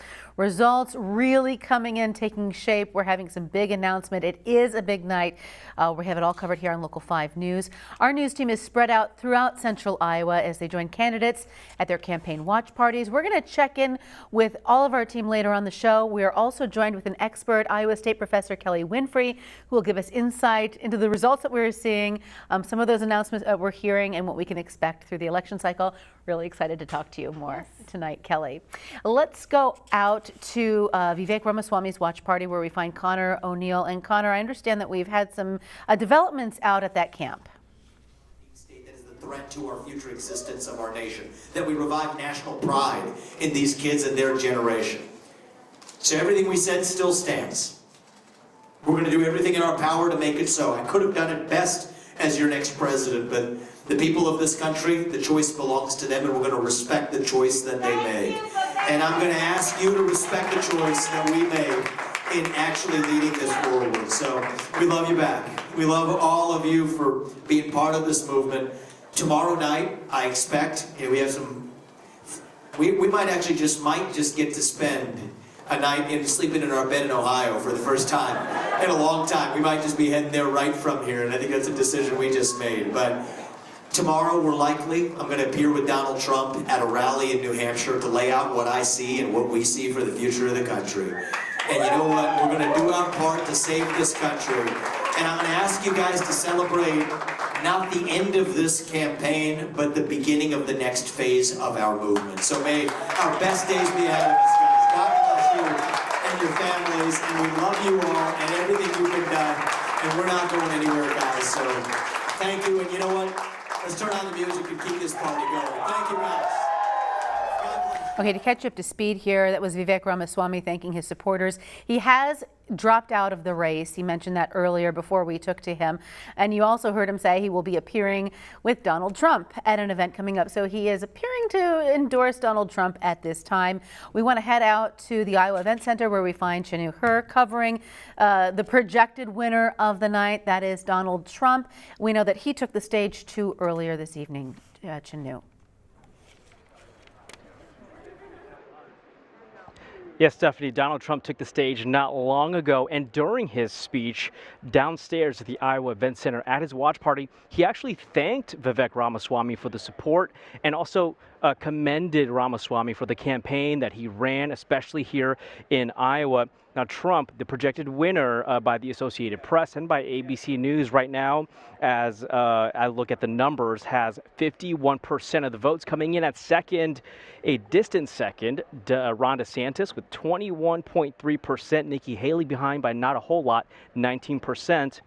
During his speech, Donald Trump thanked many different Iowans. He thanked Attorney General Brenna Byrd for the support. He said, quote, Brenna Byrd broke away from the pack because, as you know, Governor Reynolds endorses Ron DeSantis. Attorney General Brenna Byrd decided to endorse Donald Trump instead. He also thanked State Senator Brad Zahn. He says Brad Zahn was one of the first people in the country to endorse him when he decided to run for president. So a lot of energy in the watch party downstairs right now for Donald Trump as he is projected to win the Iowa Republican caucuses. We'll have more updates for you on that throughout the rest of Local 5 News at 10 o'clock. But right now, lots of energy down there, and now he gets the support of Vivek Ramaswamy. Stephanie? Yeah, big developments coming out of that building tonight. All right, Chanu, thank you very much. We want to head over to Ron DeSantis' camp where we find Local 5's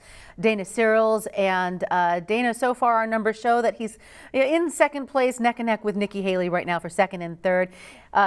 Did we hear from the Florida governor already tonight? Did he speak on that stage? Stephanie, we just heard from Governor Ron DeSantis, and earlier in the night I was telling you guys the campaign is just frustrated at the results. Well, Ron DeSantis just came out pretty ecstatic. We heard from Governor Reynolds, we heard from Bob Vanderplaats, all of them very proud of Iowans for showing up tonight. DeSantis says that he has punched his ticket out of Iowa and he's ready to move forward. He adds that he will not let people down. He said that he doesn't want to run away from the responsibility. He welcomes this responsibility. So a little bit of a mood change there, but he feels really confident going forward that he was able to punch his ticket out of Iowa. Governor Reynolds thanking the Iowa GOP party for their work in this caucus, as well as supporting Iowans for coming out for Ron DeSantis. She's grateful for all the support that we've seen. But like I said, frustration was setting in earlier, but now it seems like they're moving on to the next stop. You know, they said that they've punched their ticket out of here. So we'll be talking to more of these campaign supporters throughout the night. We'll bring you guys more later and tomorrow morning. But for now, I'll toss it back to you, Stephanie.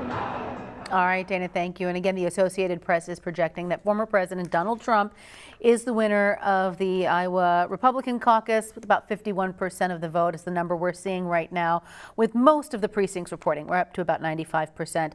And we did hear it from President Trump in what would be his victory speech tonight.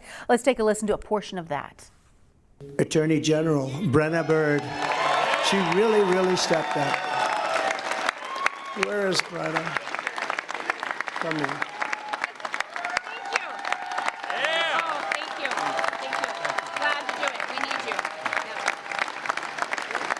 She stepped up. She's going to be your governor someday, I predict. So we'll see.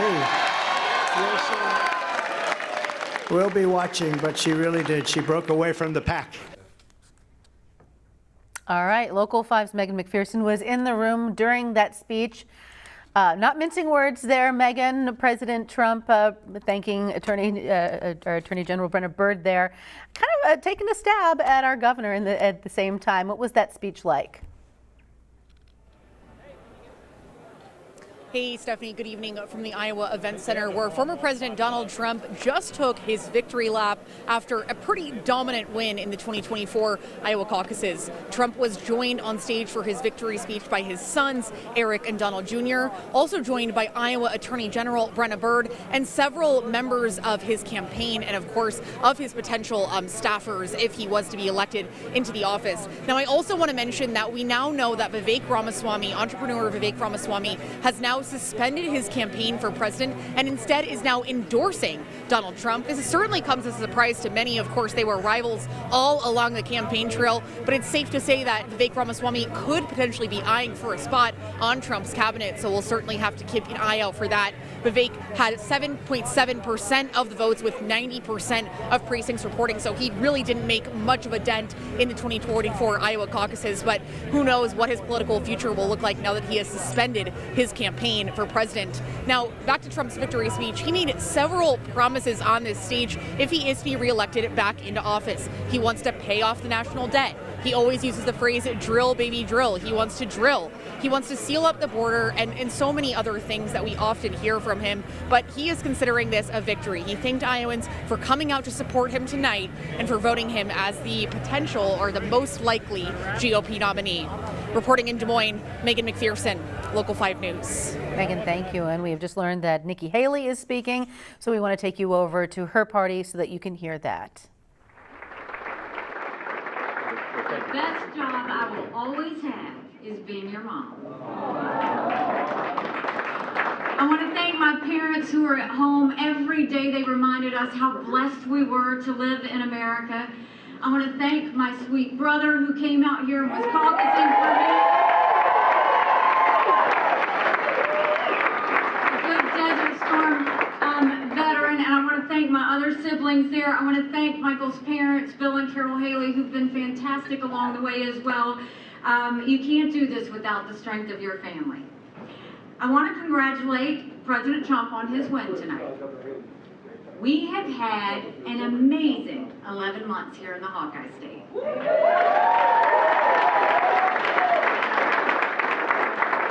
I came to Iowa early and often, and I kept coming back. Even though the cold weather is brutal. But the kindness of Iowans will never be lost on me.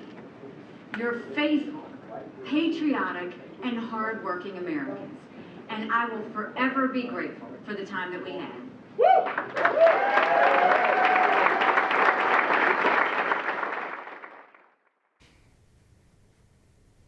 All right, so these candidates, their time in Iowa wrapping up with these speeches. They move on to New Hampshire, with the exception, it sounds like, of Vivek Ramaswamy, who suspended his campaign, immediately putting his support behind former President Donald Trump. Any surprise there? I was a little bit surprised, but I wonder if there wasn't a phone call from the Trump campaign to Ramaswamy asking for him to go ahead and bow out and join their team. And I can't say for sure that's happened, but it wouldn't be surprising. Okay. We've got to go back to the former president's speech where he praised Attorney General Brenna Byrd, saying she went against the crowd. Mm-hmm. He's talking specifically about Governor Reynolds' endorsement of Ron DeSantis, and then saying this woman will be your governor someday. That's a pretty significant jab, isn't it? Yeah, I think it's clearly former President Trump was upset that Governor Reynolds endorsed DeSantis, and usually governors stay neutral in these situations, especially in Iowa, given the importance of the caucus. But she decided not to, for whatever reason, and that made the former president very unhappy. And then, interestingly, Brenna Byrd endorsed him, and he's one. I'd say the former president has a friends and enemies list, and I would say Brenna Byrd's on that good list. So we'll see. We'll see what happens if this is, you never know. Maybe she'll decide to try to run in 26 for governor. Okay, maybe we just saw it kick off right here on that Who stage. knows? You never know. History being made all the time at these events. All right, Kelly, thank you. We're going to take a look at our weather now because, again, history being made there. Brad, coldest caucus to date. Yeah, how about that? We did. The numbers are in, and it's official. It was 1 degree for the high today, shattering the other cold day, the caucus we had in 2004, 16 degrees. So, yeah, this was the coldest, and it probably will be in a lifetime your coldest caucus ever. So, if you went out there, congratulations. Very patriotic of you. Look at the temperatures. They're colder now, 6 below in Des Moines and Newton. We've got 8 below up in Carroll. They've been cold all night there in Carroll. Wind chills at 30 below. And that wind chill is still going to be low tomorrow morning. The wind chill warning is still in effect tonight and tomorrow morning. So be careful out there. A lot of the classes and kids are not in school because of that cold wind. Now the sun will be shining tomorrow, so we should get to 6 or 7, which is an improvement, right? We need better weather. We've got some warmer weather trying to come in here, especially in my 10-day forecast. We've also got a chance of snow. We'll be looking more at that later in the show. We'll be right back after this with more caucus coverage.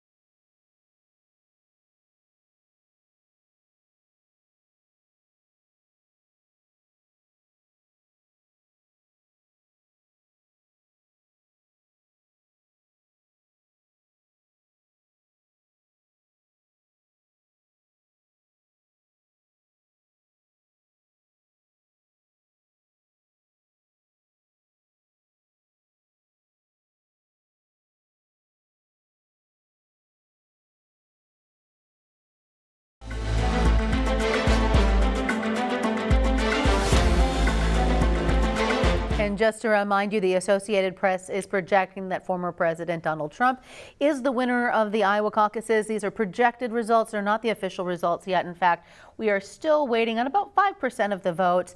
But the latest numbers that we have show, here we go, Donald Trump with 51% of the vote. Interesting here, look at 2 and 3, Ron DeSantis and Nikki Haley. They're pretty close right there. So we've been saying this is a fight for second place, and it's still playing out. So we'll keep an eye on those numbers. We're going to head out to the Iowa Event Center, where Chanuher is covering the Trump camp, for an update on what we're hearing out of that camp. But we know former President Trump just gave a speech, has a very energetic audience with him tonight. A lot of happy people in that room. Yeah, the Donald Trump watch party was full of energy. Everyone's excited because of his projected win tonight. He thanked a lot of Iowans during his speech. He thanked Attorney General Brenna Byrd, praising her for what he says she, quote, broke away from the pack when she chose to endorse him, and broke away from Governor Kim Reynolds, who endorsed Ron DeSantis. He also thanked State Senator Brad Zahn. And the big news that came out of his speech was him thanking Vivek Ramaswamy, who now has dropped out of the race and endorsed Trump. So that's been the biggest development over the last half hour or so. He picks up another big endorsement this week. This week now, Donald Trump has picked up endorsements from Vivek Ramaswamy, Florida Senator Marco Rubio, as well as Doug Burgum. So we're really keeping an eye on that to see if anyone else in the next couple of days comes out to endorse Donald Trump and his campaign. But a big win for him here tonight with about 51% of the projected votes. Ron DeSantis second place, about 21% of those votes. And in that watch party for us tonight is Megan McPherson. She was there as Trump came out and spoke to the crowd. And Megan, they were electrifying as they welcomed Trump to the stage. Yeah, Stephanie, all eyes have been on Iowa all day, and most eyes have been on former President Donald Trump. He, of course, was the front runner in tonight's Iowa caucuses, and he came out on top, just as many people expected. I want to go back to some of those things I couldn't mention to you previously about what former President Donald Trump brought up tonight in his victory speech. Now, I had mentioned that he wanted to pay off the national debt. That's something that I heard a lot from voters tonight. One of those main concerns that I heard when I was at one of those precincts, one of the Metro Republican precincts in Des Moines earlier tonight. They want the next president to focus on getting that national debt down. Of course, it's very, very high right now, higher than it's ever been. Now, another thing that a lot of people talk to me about is the economy. And that is something that former President Donald Trump has been saying for several months now, that he wants to make a key focus of his if he is to come back into office. That will continue to be a huge concern with inflation as high as it is, and with what we've seen with the economy in recent years. One other big thing that Donald Trump mentioned several times in his speech is that he wants to rebuild the capital of Washington, D.C. It's really, up to anyone's interpretation of what he means by that, but that was something that he reiterated a lot and that got a lot of cheers from the crowd. And he also, of course, criticized his rivals, Ron DeSantis, Nikki Haley, and current President Joe Biden as well. Reporting in Des Moines, Megan McPherson, Local 5 News. A lot packed into that speech. All right, Megan, thank you. We are going to take just a quick break. We'll be right back with more caucus coverage.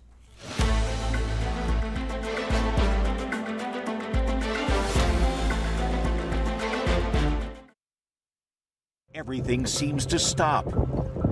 We Are Iowa's most accurate forecast does not. Snow increasing from west to east, possible problems in the metro by 5 p.m. Now the wind is so troublesome. Visibilities have been down to whiteout conditions in some spots. A live look from our Local 5 storm tracker. We said 7 to 11 inches over the metro. Most of our amounts are coming right in that range. Know your winter weather threats with Local 5 on Channel 5.5. When it comes to politics, Local 5 is transparent in our approach. We value your trust and never take it for granted. That's why, as we seek the truth, we fact check, pursue all sides of each story, and work to represent all Iowans. Your voice matters to us, and we are on your side every step of the way.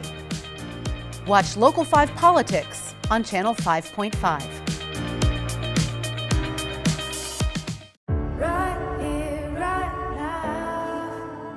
Where were we? Oh my God, are we doing this? Let's do this. Y'all waiting for help to come? It's already here. Exactly. That's what I've always said. After school crew is back, baby. Let's get to work. I'm back on this case. There is always a reason to fight for another day. This is the year to break the rules. I'm in. That was inspiring. I'm excited to see what's coming. Trust me, you don't want to miss this. Let's go! Let's take this rocket ship for a ride. Oh, I'm so sorry. I'm just so happy to be back. At Local 5, we believe what inspires us is worth celebrating. Local artists created a tactile sensory mural for students to calm their mind. It's like this optical illusion that you think it's painted, but it's actually a 3D element. As someone who dealt with depression, anxiety growing up, bringing this space into schools is important. Very empowering to be a female artist of color within the community and be a symbol of representation. You can make change within the life that you lead. Watch Local 5 News on Channel 5.5. How your day ends is just as important as how it begins. Whether you are staying in or getting ready for an evening out, Local 5 has information that focuses on you. We show the local impact of national stories, how your actions shape our community. And we do it with accuracy. So when the sun sets, rest assured, Local 5 is on your side, preparing you for what's next. Local 5 News, your stories, our community. We are Iowa. Right now, there's just so much happening in our world. So much at stake at the start of every morning. Making sense of it all, well, that's not always so easy. And that's where we come in every morning, asking the straightforward questions you want answered. And yes, putting a smile on your face, too. ABC's Good Morning America. We want you to know every morning. We're right here, and we got you. We got you. We got you. America's favorite way to start the day. GMA 7A. Being prepared can help make a miserable weather day a little easier to handle, and a nice winter day even better. At Local 5, we know the details make a difference. How low the wind chill will be to start the day. The best time to get outside this weekend. Let Local 5 show you what to expect, help you save time and worry less. Get We Are Iowa's most accurate forecast on Channel 5.5.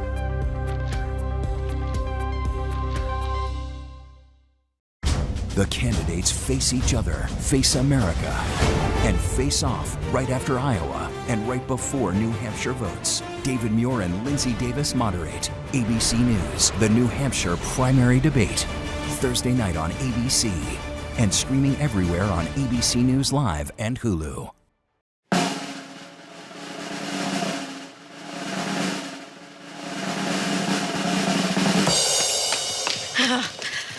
Sorry, everyone. I ran out of space and time. Why are we even doing this? Tried, y'all. Bad idea. Lord have mercy. You know what this is, right? Trash. Trash.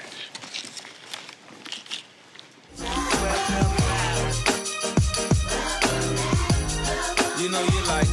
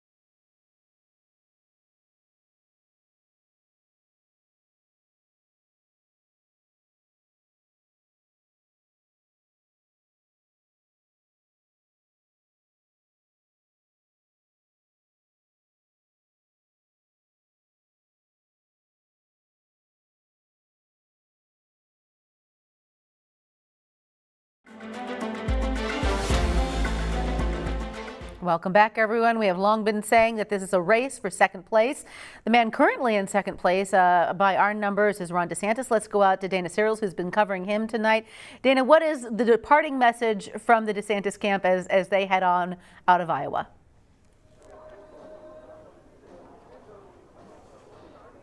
Well, Stephanie, the room is cleared out now. We just heard from Governor DeSantis as well as Governor Reynolds and Bob Vanderplaats. So now we're out here. Room is pretty empty. The energy flipped really quickly from frustration to excitement when Governor Reynolds and Governor DeSantis came out. You know, they said that they have punched their ticket out of Iowa. They're ecstatic to move on to this campaign and to keep going into New Hampshire and South Carolina. Now, their campaign gave me a statement going forward, and you know, they say that this is going to be a long battle ahead, but that's what campaigns are built for. So they're excited going forward, and they're feeling really good. Now, this was a must-win state for Governor DeSantis, so it will be interesting to see how the rest of the campaign trail goes for him, considering a lot of time and resources went into Iowa. But for now, we'll toss it back to you, Stephanie.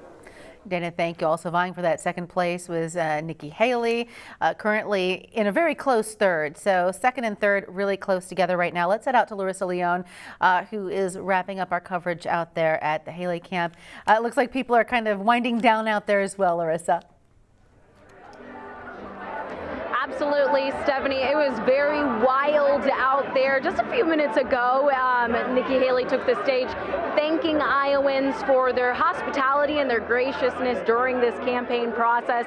She also saying she's headed to New Hampshire, but she was positive, very positive, and so were her supporters. Despite being neck and neck with Ron DeSantis, the energy was high and the trust was there from the people in the audience to Nikki Haley. Nikki said she's not giving up, and to doubt her is fun for her. So she's definitely persevering as she heads along and the campaign trail. For now, Larissa Leone, Local 5 News.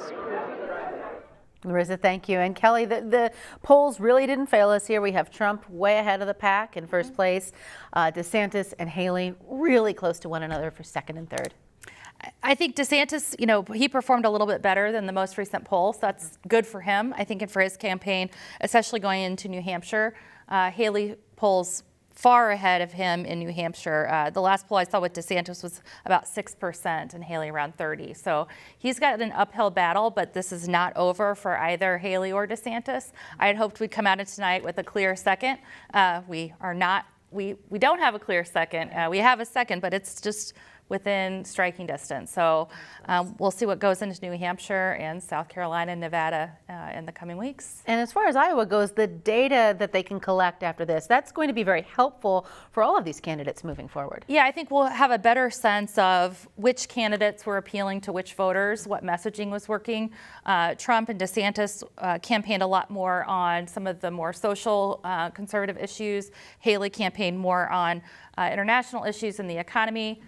You know, what's appealing to what groups of voters and how is that going to apply in different states? You know, Iowa is not that dissimilar from Michigan, from Missouri and Kansas, so they can probably learn a little bit about what they need to do in their messaging going forward. And that conversation started right here. Kelly, Yep. Thank you. Yeah, thank you. We're going to take a break. We'll be right back.